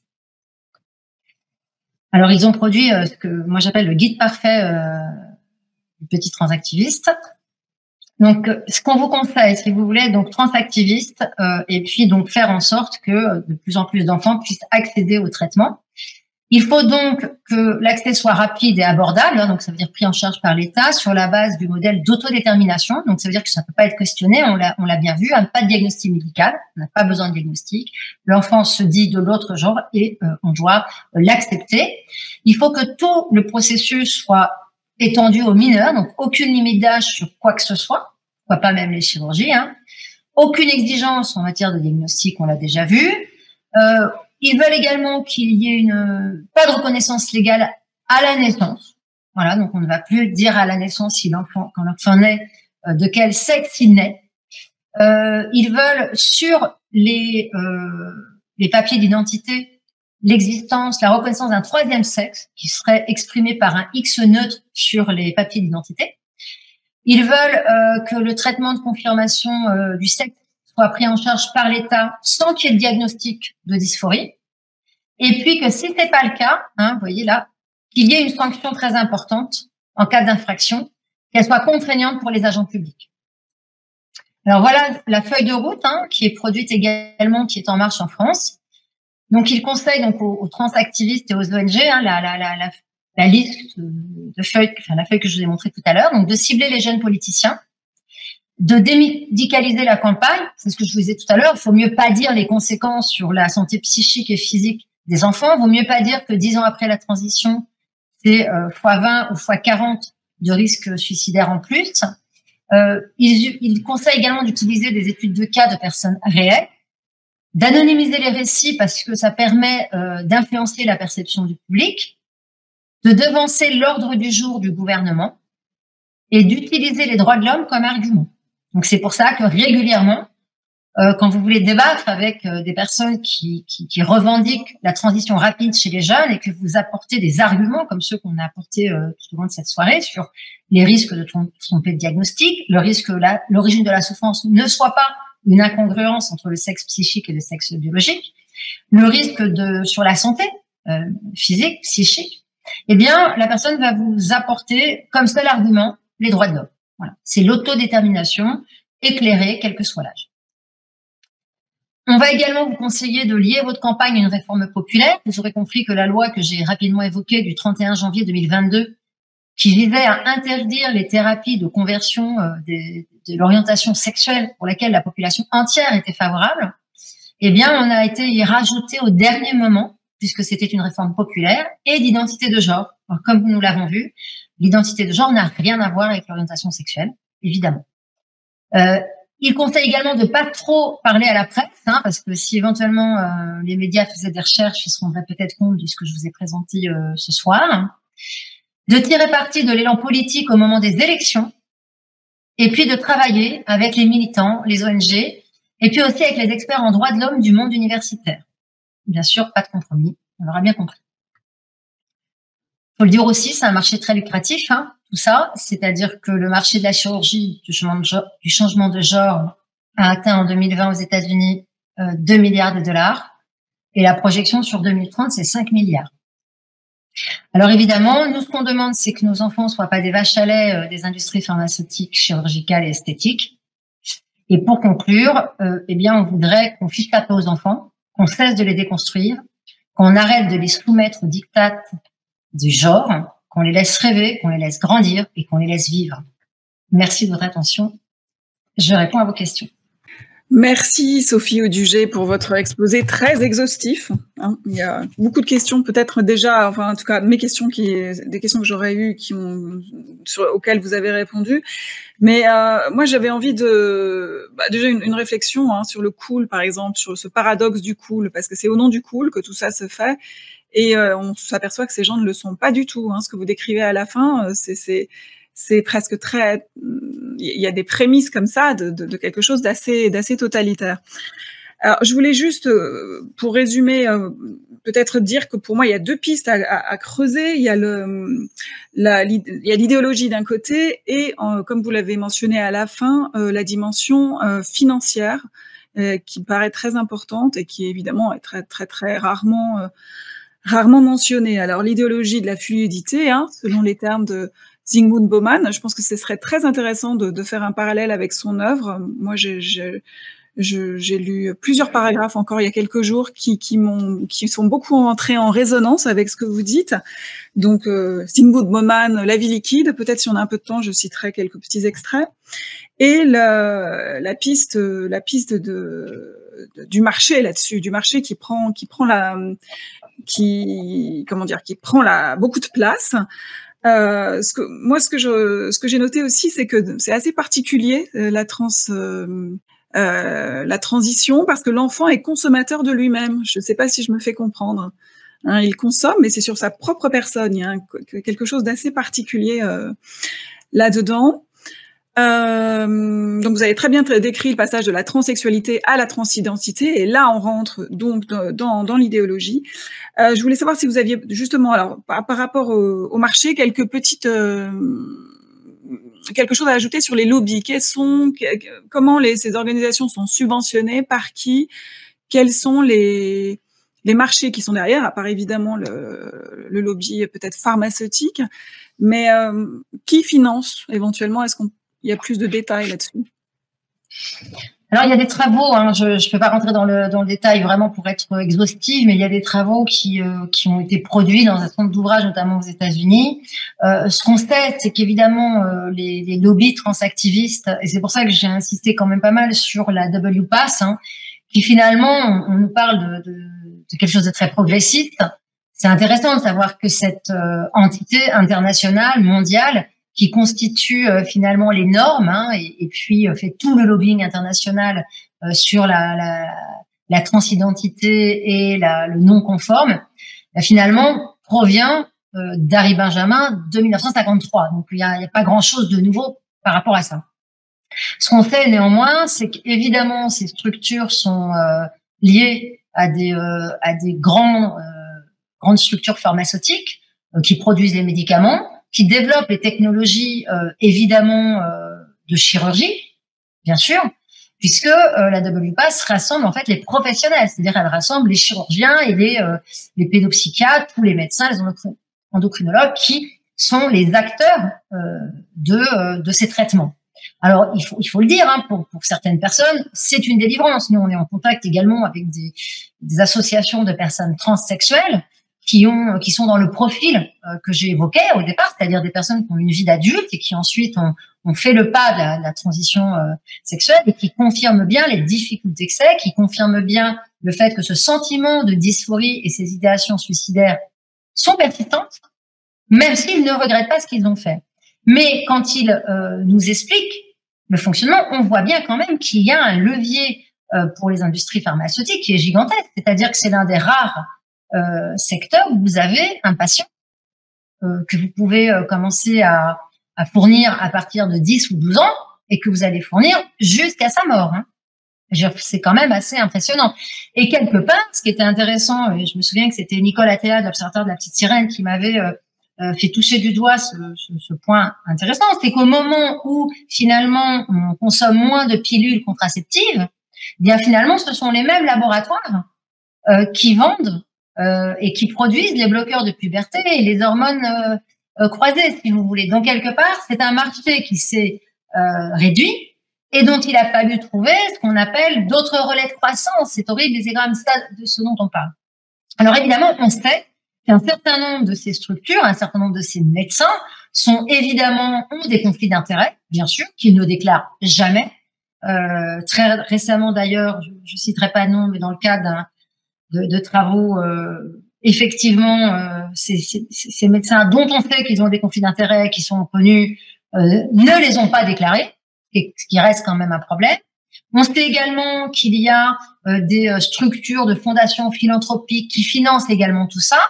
Et puis, on a des systèmes qui font que les États subventionnent, parce que tout ça, ça nous vient, notamment, il faut le redire, de toutes ces organisations obèses qui dictent de nouvelles normes sociales, en premier desquelles l'OMS, un certain nombre d'institutions onusiennes, et puis l'IPPF, par exemple, et le planning familial international, qui finalement sont quand même très subventionnés et touchent évidemment des fonds d'un certain nombre d'entreprises. Et les labos de chirurgie, c'est pareil, il faut être clair aussi. Plus ils ont de potentiel de marché, plus ils vont développer des technologies complexes, parce qu'ils auront la possibilité de les rentabiliser. Il faut quand même savoir qu'aujourd'hui, un traitement complet, du début jusqu'à la fin, puisqu'on a aussi, et c'est important de le dire, avant, et là encore, c'est Nicole Attea qui m'en parlait, quand elle était gynécologue et qu'elle accompagnait des personnes transsexuelles, leur obsession, c'était la chirurgie transsexuelle. Voilà, c'est-à-dire qu'ils voulaient changer de sexe. C'est tout. Aujourd'hui, c'est plus ça les chirurgies qui sont demandées. C'est avant tout les chirurgies esthétiques. C'est-à-dire qu'on va se refaire le front, on va se refaire le cou, on va féminiser finalement le visage. Et donc ça a un coût quand même très important, qui peut aller entre 150 000 à 200 000 euros quand même. Vous avez aujourd'hui des médecins qui sont quand même assez effrayés, pour pas dire scandalisés, par le fait qu'on va financer des chirurgies esthétiques chez des enfants pour féminiser ou masculiniser leur visage, ou leur torse ou leur poitrine, alors que ces opérations sont plus compliquées à obtenir pour des adultes qui ont été victimes d'un cancer et qui ont besoin de chirurgie de reconstruction. Il y a aussi ça qui se passe. Donc l'enjeu économique est gigantesque, les cliniques et les chirurgies sont coûteuses et aujourd'hui elles sont intégralement prises en charge. Et comme le voulait ces lobbying tel qu'il est évoqué dans le rapport Iglio, qui est tout à fait accessible, eh bien les États aujourd'hui financent. C'est-à-dire qu'aujourd'hui en France et partout ailleurs, le jeune qui va rentrer dans un protocole médical officiel se verra rembourser l'intégralité de son traitement chirurgical et médicamenteux, alors bien même qu'il n'aura pas de diagnostic. Parce qu'on ne veut pas demander un diagnostic médical. Et à la limite, on peut se demander pourquoi. Parce qu'il faut que ce soit plus fluide, justement, plus rapide. Absolument, c'est effectivement le lobbying qui a très très bien marché. Il faut reconnaître que ça a été très efficace. C'est pour ça que je voulais vous montrer ce soir le rapport Iglio, qui est assez effrayant. Quand nous on est tombé dessus, on s'est dit mais c'est pas possible. Enfin, on est vraiment, vous avez l'impression d'être des couillons dans l'affaire. On s'est fait prendre par la farce. C'est une réalité puisque c'est sorti en 2018, donc ça veut dire que l'action elle était avant et le protocole était déjà en marche. Et effectivement, quand on se réveille aujourd'hui en 2023. On se rend compte que oui, ils ont réussi, c'était en 2010, sur Roselyne Bachelot, à dépathologiser la dysphorie de genre. On a considéré, non, c'est plus une pathologie. Si c'est plus une pathologie, on ne peut plus émettre de diagnostic médical. Mais si on peut plus émettre de diagnostic médical, comment est-ce possible que ça soit pris en charge intégralement par la sécurité sociale?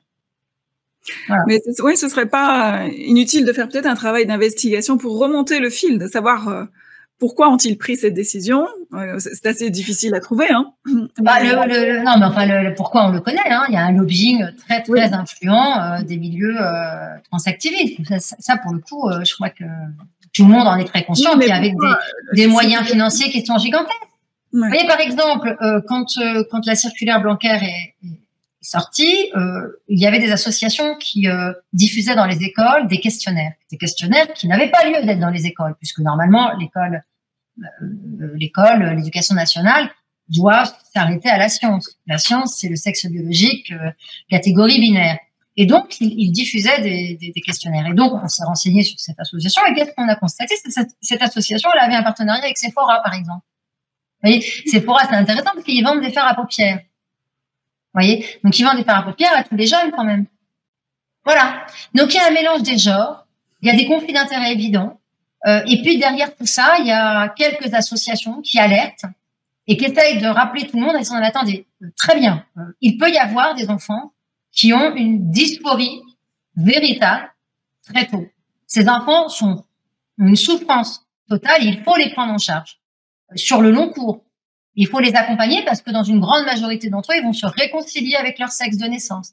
Et dans une grande majorité d'entre eux, ils seront homosexuels. Il faut qu'ils se sentent libres de vivre cette orientation sexuelle de manière la plus libre possible, la plus heureuse possible. On va pas quand même regarder aujourd'hui les chiffres qui sont les nôtres de cette homophobie intériorisée d'une population de jeunes homosexuels, filles notamment, qui, parce qu'elles pensent que ça sera plus facile pour elles et qu'elles seront moins victimes, vont faire des transitions, avoir une ablation de leur sein, prendre des médicaments toute leur vie pour se rendre compte, comme la plupart des transitionneuses aujourd'hui à 25 ans, qu'elles se sont trompées sur elles-mêmes, qu'en fait, elles étaient juste homosexuels. Enfin, je veux dire, c'est dramatique, en fait, ce qui se passe. Nous, on se doit, en tant qu'adultes, de regarder les travaux qui sont faits par les autres pays qui sont plus en avance que nous. Les études, il y en a énormément, des études avec des données probantes. Les médecins aujourd'hui sont en train de s'organiser. Il y avait la semaine dernière un colloque en Finlande avec les plus grands médecins sur la question au niveau international.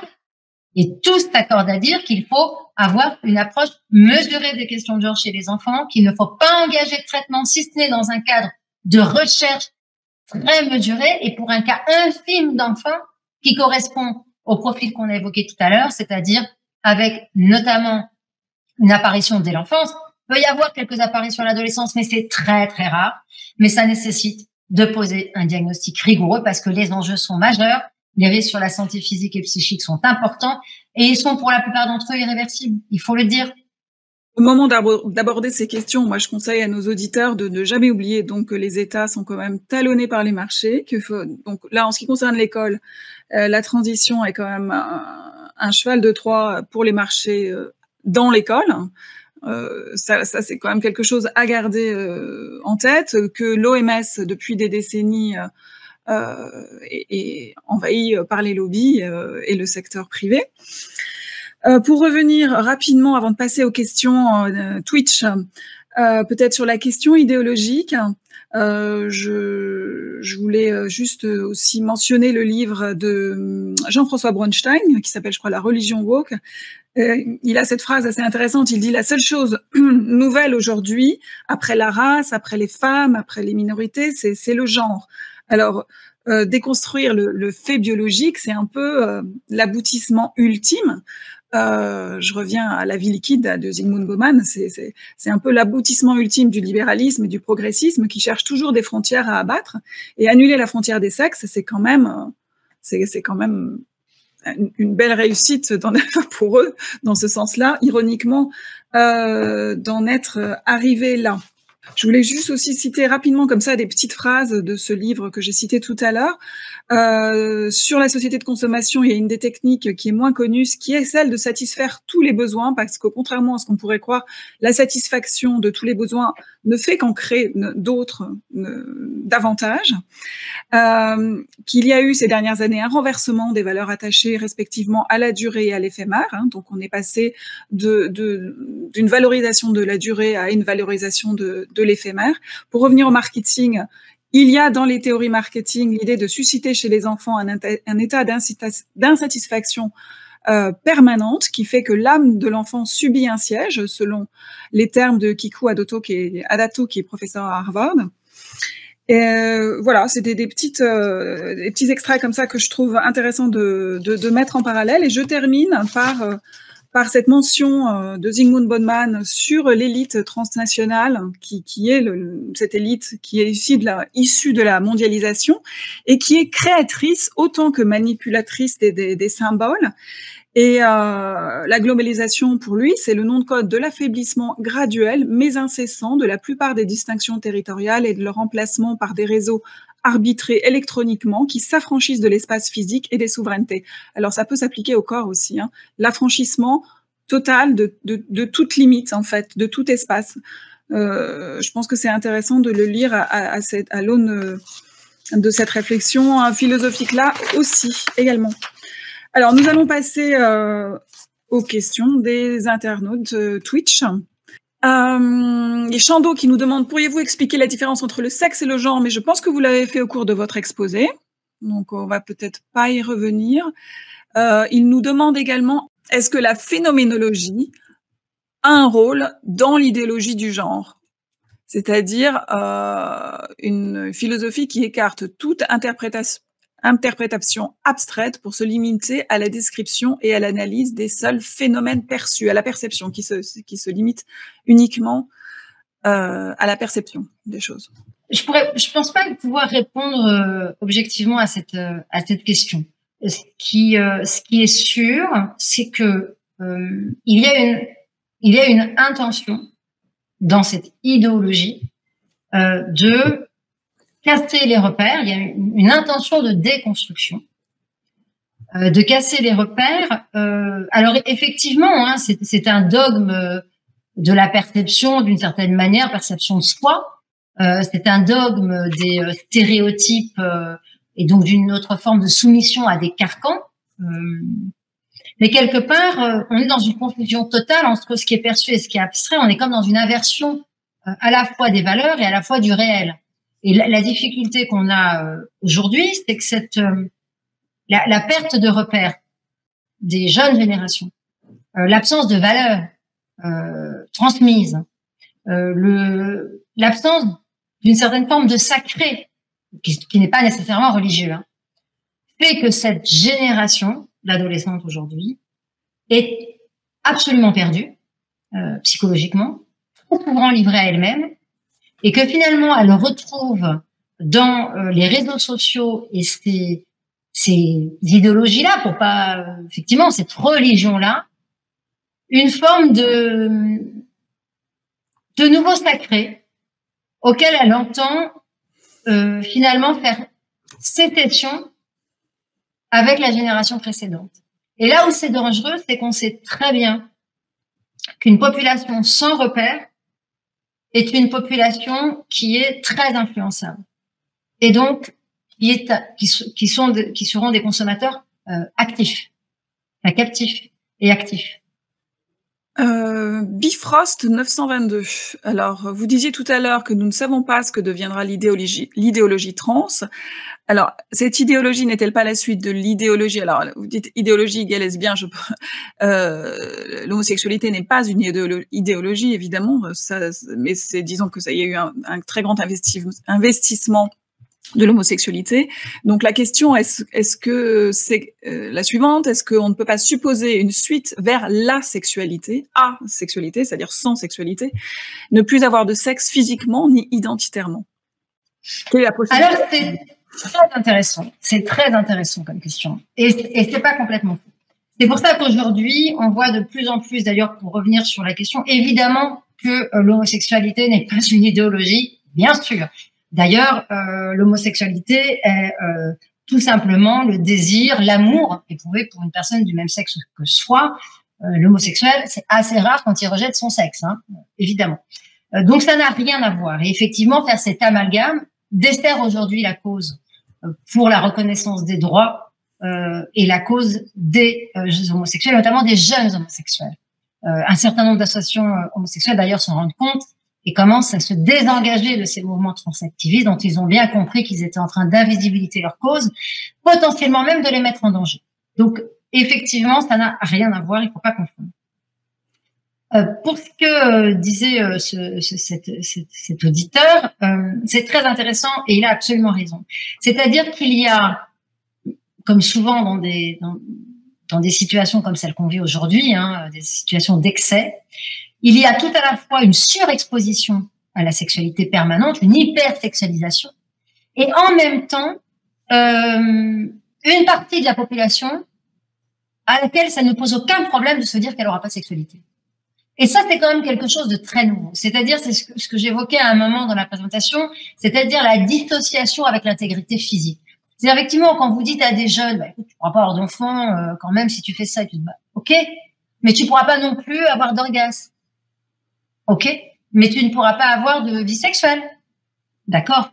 Vous voyez, c'est quelque chose qui est quand même assez troublant. Et on le voit notamment, parce que ça va très très loin aujourd'hui, hein, nous on est quand même en France, d'abord c'est arrivé très tard, ça a monté très vite, mais dans des proportions qui restent quand même relativement mesurées. Et heureusement, on a un certain nombre d'associations, nous sur l'école, mais nous ne sommes pas tout seuls, il y a des associations très actives qui font un formidable travail. On a pu alerter assez tôt pour qu'en fait, ceux qui prennent en charge ces enfants-là soient particulièrement vigilants ou en tous les cas sachent qu'ils se doivent de faire attention puisqu'on regarde. Mais aux États-Unis notamment, on a déjà des enfants qui se disent non-binaires, enfin des jeunes, voire des pré-ados, enfin des pré-adultes, hein, qui se disent non-binaires et qui se font donc des chirurgies où ils se retrouvent qu'avec l'urètre. Ils n'ont plus d'organes. Mais parallèlement aussi, en dehors de la dysphorie de genre, j'ai lu quelque part qu'il y a beaucoup de jeunes qui s'éloigneraient de la sexualité de façon générale. Alors bon, là, on s'éloigne peut-être du sujet, mais non, même. Oui, non, mais c'est une réalité. Les chiffres, effectivement, interpellent sur cette question-là. En même temps, si vous voulez, on a quand même un énorme problème d'hypersexualisation en France. Est-ce que c'est pas le lié, sujet? Oui. Bah si, c'est lié, bien sûr que c'est lié. On a d'un côté, on a une pornographie dont les jeunes la consomment de plus en plus tôt, de manière de plus en plus addictive, avec des conséquences sur leurs pratiques sexuelles qui sont de plus en plus violentes. Hein. On a une explosion, par exemple, des jeunes qui vont avoir des pratiques sexuelles dans leur acte sexuel, ils vont étouffer leur partenaire, ce qui est un truc qui ne serait jamais vu avant, évidemment, donc qui sont véritablement des effets d'une surconsommation de pornographie sur les pratiques des jeunes. Donc tout ça, effectivement, ça amène aussi un mécanisme de révulsion où certains jeunes, finalement, ont plus peur, sont pas sûrs d'être à la hauteur, parce que également, on est en permanence en train de donner à voir, finalement, des pratiques qui ne sont pas des pratiques courantes, et finalement, on fait effraction dans le développement normal des enfants, dont certains vont être complètement inhibés, bien plus qu'ils ne l'auraient été, et qui vont s'empêcher dans leur développement par peur, et puis parce que, évidemment, tout ça a quelque chose d'un peu effrayant en même temps. J'ai une question de Chando qui est assez originale, assez provocatrice. J'ai lu un livre d'un certain Lexi, dit-il, qui faisait campagne pour la transidentité. Il expliquait que la dysphorie a toujours existé dans l'histoire et il donnait une longue série d'exemples d'intégration de ces personnes dans la société. Tous les exemples mentionnés étaient des prêtres ou des chamans. Est-ce que la religion pourrait remplacer la chirurgie pour traiter la question de la dysphorie? Non, puisque dans ces cas-là, ça serait une thérapie de conversion et c'est interdit et c'est bien heureux. Donc, bien sûr que non. Non, je crois qu'il faut revenir à l'essentiel. C'est ce qu'on a évoqué, c'est-à-dire que dans une très très grande majorité des cas, nous naissons filles ou garçons. On est une grande majorité à trouver que finalement, en tant que femme, on a une part de masculinité, on a envie de l'assumer et ça nous convient très bien. Qu'en tant qu'homme, on a une part de féminité et on a envie de l'assumer et ça nous convient très bien. Et puis, une part d'entre nous va être en conflit intérieur profond et c'est un trouble de douleur qui envahit tout l'être de la personne. Moi, pour avoir parlé avec un certain nombre de transsexuels qui m'ont raconté leur parcours, c'est tout simplement invivable. Donc, pour ces personnes-là, c'est très important qu'elles soient entendues, qu'elles soient prises en charge. S'agissant d'un enfant, on ne peut pas faire abstraction de l'emprise des réseaux sociaux. On ne peut pas faire abstraction que l'on sait qu'un certain nombre de troubles psychopathologiques, de dépression, d'anorexie, de troubles post-traumatiques, abus sexuels, etc., vont amener des jeunes à vouloir rejeter leur être et possiblement à trouver dans la dysphorie de genre, à un moment, un certain apaisement en se disant peut-être que tout simplement si je changeais de genre, ça irait mieux. Et ces jeunes-là, il faut les accompagner, les aider pour éviter qu'ils aillent vers une transition trop rapide et qu'ils se trompent sur eux-mêmes. Donc, on doit les protéger. Mais après, aller chercher plus compliqué, je crois qu'il faut revenir à des choses simples, basiques. C'est beaucoup mieux. Voilà. Donc non, la religion n'a rien à faire là-dedans. Une question de Marnessa. Dans les cas qui adviennent dès l'enfance, on parle de réconciliation dans 75% des cas. Je la lis là parce que je comprends pas mon tout. Dans quelle proportion cette réconciliation, c'est un terme qui est utilisé, réconciliation? Est-elle oui, d'accord, pardon. Alors, est-elle une acceptation d'une souffrance profonde qu'il faudra endurer la vie durant? Quid des dépressions suscitent pour ces personnes-là? Alors, c'est une bonne question. En fait, évidemment que c'est un processus complexe. Grandir est un processus complexe, évidemment. Ce qui est très important, et c'est pour ça que l'information sur l'incongruence psychique et la congruence avec le sexe biologique est importante pour que les parents qui constatent la souffrance de leur enfant puissent les faire prendre en charge par des gens dont c'est le métier. Et ça, c'est de ce point de vue-là, si vous voulez, l'information d'aujourd'hui sur cette réalité qui concerne un très faible nombre d'enfants, mais qui concerne quand même un certain nombre d'enfants, est importante. Ce que nous disent l'expérience des médecins, des psychiatres qui ont accompagné ces enfants depuis 20 ans, 30 ans, 40 ans, c'est que l'enfant va suivre un développement dans lequel finalement, il va se poser la question s'il rejette complètement son sexe, je veux dire physiquement, ou si, finalement, il se sent différent, s'il est un garçon, des autres garçons. Et c'est à partir de cela qu'il va falloir accompagner cet enfant pour lui permettre de se poser la question, est-ce que finalement, non, ça va bien et je m'accepte tel que je suis et j'ai une part importante de féminité. Est-ce que j'ai une part importante de féminité ou de masculinité et que je suis homosexuelle? Est-ce que je me sens capable de vivre mon orientation sexuelle librement, ou si je dois être aidée par mes parents, mon entourage pour me rassurer? Parce que toute la société me dit que ça va être dur et que je vais être opprimée. Donc, faut savoir que ça pèse aussi sur les jeunes. Et puis, les médecins qui vont les accompagner vont quand même expliquer aussi les risques. Voilà. Et quand vous parlez avec des transsexuels qui ont fait tout le chemin, ils les connaissent, les risques. Voyez. Et c'est important de connaître les risques. Alors, évidemment que, comme je l'ai expliqué, il faut faire attention sur les questions qui relèvent du suicide. La question que va devoir se poser le professionnel de santé qui va accompagner l'enfant, c'est est-ce que l'origine des idéations suicidaires est l'impossibilité à vivre dans ce corps-là avec ce sexe-là, ou est-ce que c'est une dépression? Ou est-ce que la personne a été abusée sexuellement petite? C'est quand même, dans les détransitionneuses, c'est non négligeable, hein. Les jeunes filles, notamment, ou les jeunes garçons qui avaient été abusés, hein. C'est une réaction post-traumatique aussi, on le sait. Donc, ce travail-là nécessite de passer quand même du temps.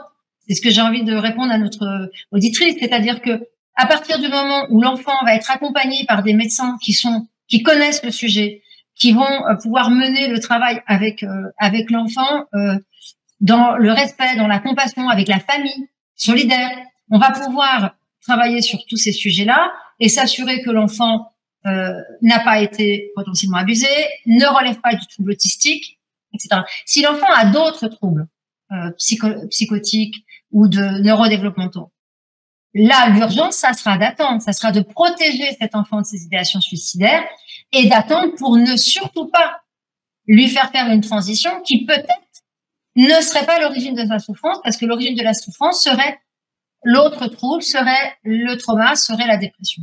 Donc, c'est difficile, mais je crois qu'il faut faire confiance au corps médical et puis prendre le temps. Il n'y a pas d'urgence. Et surtout se dire que les personnes que j'évoquais, hein, qui attendaient, finalement, ça leur permettait aussi d'avoir une expérience de sexualité plus ou moins agréable, plus ou moins confirmant si effectivement ce sexe-là, il l'accepte ou pas. Moi, les transsexuels avec lesquels j'ai discuté, ils ont été très clairs.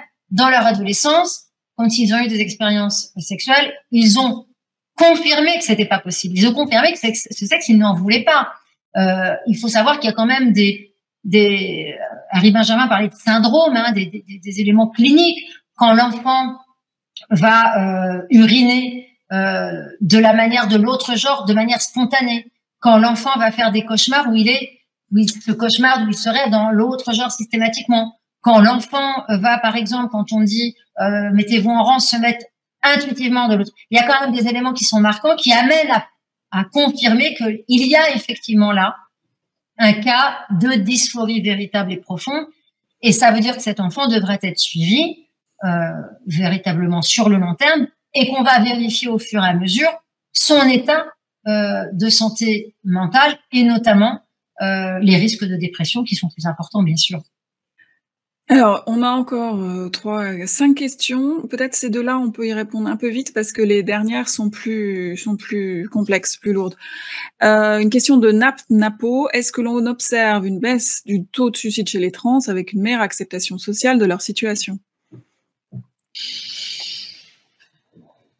Alors ça, pour le coup, je ne crois pas avoir d'études qui disent ça. Je pense pas. Les études qu'on a montrent que les idéations suicidaires reviennent 10 ans après la transition chirurgicale. 10 ans post-transition, les personnes transsexuelles sont toujours, je crois que c'était 19 fois plus suicidaires pour les 18 pour les hommes qui ont transitionné en femmes et 40 pour les femmes qui ont transitionné en hommes. Est-ce que l'acceptation a changé les choses? Je sais pas. Là, par contre, franchement, je pourrais pas dire parce qu'il faudrait quand même avoir Je sais pas s'il y a des études qui ont vraiment évalué là. Il faudrait évaluer à partir de quand, sur quelle échéance de temps on peut prendre, où les personnes transsexuelles considèrent elles-mêmes qu'elles sont mieux acceptées. C'est quand même un peu subjectif. Je ne peux pas répondre. D'accord, et quel est le taux de détransition chez les trans? Et plus précisément, quel est ce taux chez ceux qui ont fait leur transition à l'âge adulte? Alors, sur les détransitions, on a très peu de chiffres. Pourquoi? Parce que la plupart des personnes qui vont arrêter en cours, en fait, ne le disent pas à leur médecin. Ce qu'on va connaître, c'est les personnes qui transitionnent et qui détransitionnent et qui préviennent leur médecin. Les chiffres qui étaient annoncés avant étaient d'à peu près 1%. Depuis que les détransitionneurs et les détransitionneuses se sont organisés et commencent à lancer l'alerte, les chiffres qui tentent à apparaître aujourd'hui seraient plutôt autour de 10-15%. Mais aujourd'hui, on n'a pas d'études probantes. C'est bien tout le problème. C'est-à-dire que ce qu'on demande, notamment un certain nombre d'associations en France, demandent des études sérieuses pour pouvoir quantifier véritablement les détransitions. Ce que l'on sait, c'est qu'une partie non négligeable, c'est notamment ce qu'avait fait l'association Post-Trans dont je vous ai parlé tout à l'heure, c'est que je crois qu'elles avaient quand même des chiffres qui étaient autour de 20 au moins 20% entre les abandons, les arrêts de traitement sans prévenir le médecin. Ouais. Aujourd'hui, les chiffres qui sont annoncés, on aurait tendance à dire 10 ou 15, mais il n'y a pas d'études probantes. Il me semble que, je ne sais pas si Serge Effès, dans une interview, avait dit qu'avec le phénomène actuel, on pouvait s'attendre à avoir 30% d'abandon. Mais je suis plus sûre de moi. Il faudrait que je vérifie cette info-là. Une question de Chando, il reste 3 questions. Est-ce que la transidentité, comment dire, il pourrait être une propagande afin de financer par des fonds publics des recherches médicales douteuses permettant une rente avec des patients à vie, tout en faisant de la publicité pour la chirurgie en général? Ce qui est une réalité, c'est que la chirurgie esthétisante, dans le sens de féminisante ou masculinisante, explose, et que c'était pas le cas avant. C'est ce que je vous disais tout à l'heure. Les transsexuels, on va dire historiques, ce qu'ils voulaient, c'est la chirurgie de leur sexe qu'ils ne supportaient pas. Aujourd'hui, la première chose que demandent ces jeunes, c'est de la chirurgie esthétisante, soit pour être plus féminine, soit pour être plus masculin. C'est un coût important. Alors, il est évident que de le promouvoir, comme c'est partout le cas aujourd'hui, notamment par des stars internationales qui se présentent peut-être des poupées Barbie entièrement refaites, que c'est très facile de devenir une fille ou de devenir un garçon par la chirurgie, c'est sûr que ça fait la publicité de la chirurgie en général, de la chirurgie plastique en particulier, et encore davantage de la surchirurgie féminisante et masculinisante. Ça, c'est certain. Alors, une des 2 dernières questions, une question de Chando. Est-ce que les réseaux sociaux ne mènent pas à une expérience de H à ciel ouvert? Alors, H-A-S-C-H, l'expérience de H, c'était cette expérience qui a eu lieu, je crois que c'est dans les années 50, qui démontre le pouvoir du conformisme sur les décisions d'un individu quand il est en groupe. C'est-à-dire, c'est l'histoire de ces lignes qui avaient des tailles de façon qui était très différente, de façon évidente. Il y avait une ligne qui était beaucoup plus courte que l'autre, mais comme toutes les personnes du groupe qui étaient de mèche en fait avec la personne qui gérait cette expérience disaient que la tige la plus courte ou la plus longue, je ne sais pas, était la plus courte. Enfin, l'un ou l'autre, c'est pas très important. La personne qui n'était pas au courant de l'expérience avait tendance à suivre ce que disait tout le groupe, même si c'était de façon évidente complètement faux. C'est vrai que c'est un phénomène humain qui se répète et dont on doit prendre conscience. Voilà, c'est qu'il y a l'émulation, une sorte de contagion sociale, d'émulation du groupe sur des questions qui pouvaient paraître encore il y a quelques années complètement. On n'y aurait pas cru il y a quelques années. Ah non, mais la contagion sociale, elle est évidente. Évidente. Enfin, je veux dire, faudrait pas voir le réel pour nier qu'il y a effectivement une contagion sociale. D'ailleurs, qu'on retrouve dans certains établissements scolaires, hein. Il suffit qu'il y ait une ou deux personnes de jeunes qui se transidentifient et vous avez un groupe qui s'organise, qui s'isole des autres. On retrouve d'ailleurs à ce propos-là, c'est d'ailleurs Lisa Lettman avait également présenté dans son ouvrage, un parallélisme avec l'anorexie, c'est-à-dire ce phénomène de groupe, cette contagion sociale, cette stimulation collective d'une autodestruction, faut le dire quand même, d'une certaine manière. Oui, bien sûr. De toute façon, je dirais que c'est vrai pour la question transidentitaire et c'est vrai pour les autres questions sur les réseaux sociaux. Hein. Je veux dire, on voit bien. Il y avait une étude également de l'IFOP pour, je crois, l'Institut Jaurès, et puis il y avait un autre institut également qui montrait que à partir du moment, 41% des jeunes, ce qu'ils disaient sur TikTok, c'était la vérité. Donc il y a un effet de contagion sociale, il y a un effet des réseaux sociaux qui présentent leur vérité et qui modifient évidemment, qui font passer des idéologies pour des faits scientifiques. Et en même temps, vous savez, je vais vous dire franchement, si les réseaux sociaux disent ça, mais qu'à l'école, on leur présente des manuels qui disent la même chose. C'est ça. C'est pas que. À un moment, on peut pas vraiment. Là, ce ne sont pas que les réseaux sociaux, c'est l'esprit du temps. Hein. C'est-à-dire que c'est les autorités, c'est les autorités éducatives, parentales, oui ou non. Enfin, ce sont des autorités. Donc, à partir de ce moment-là, c'est encore plus prégnant. Aujourd'hui, l'idéologie du genre, l'idéologie d'autodétermination sont clairement des idéologies qui sont institutionnalisées en France. Ça, c'est une réalité. La loi le dit. Donc, si vous voulez, il n'y a pas de débat là-dessus. Il y a même plus que les réseaux sociaux. Il y a aussi la loi française qui le dit. Mais c'est le cas pour plusieurs sujets sociétaux. On pourrait élargir l'analyse à ça. Je cite de nouveau, excusez-moi, Bauman, parce que là, je trouve qu'il est très pertinent sur ce sujet-là. Il dit « La frontière entre l'opinion saine et l'opinion pathogène est tracée par l'autorité du moment et non par une connaissance objective des faits. » Zygmunt Bauman, La Vilexie, de nouveau. Bon, on termine sur une dernière question de qui C'était une question très importante, de Hystéros. Quel lien tissez-vous entre identité trans et transhumanisme? On terminera là-dessus. C'est dur, là. C'est un sujet un peu... Non, mais c'est évident qu'il y a un lien.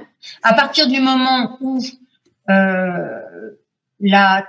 l'idéologie transidentitaire consiste à dire « je suis qui je décide d'être », la réalité biologique n'importe pas. Mon sexe biologique ne détermine rien. C'est-à-dire, je crois au fait que mes cellules sont indépendantes de ce que je pense être, ce qui est surréaliste, évidemment. Je considère que je peux organiser mon corps à ma demande.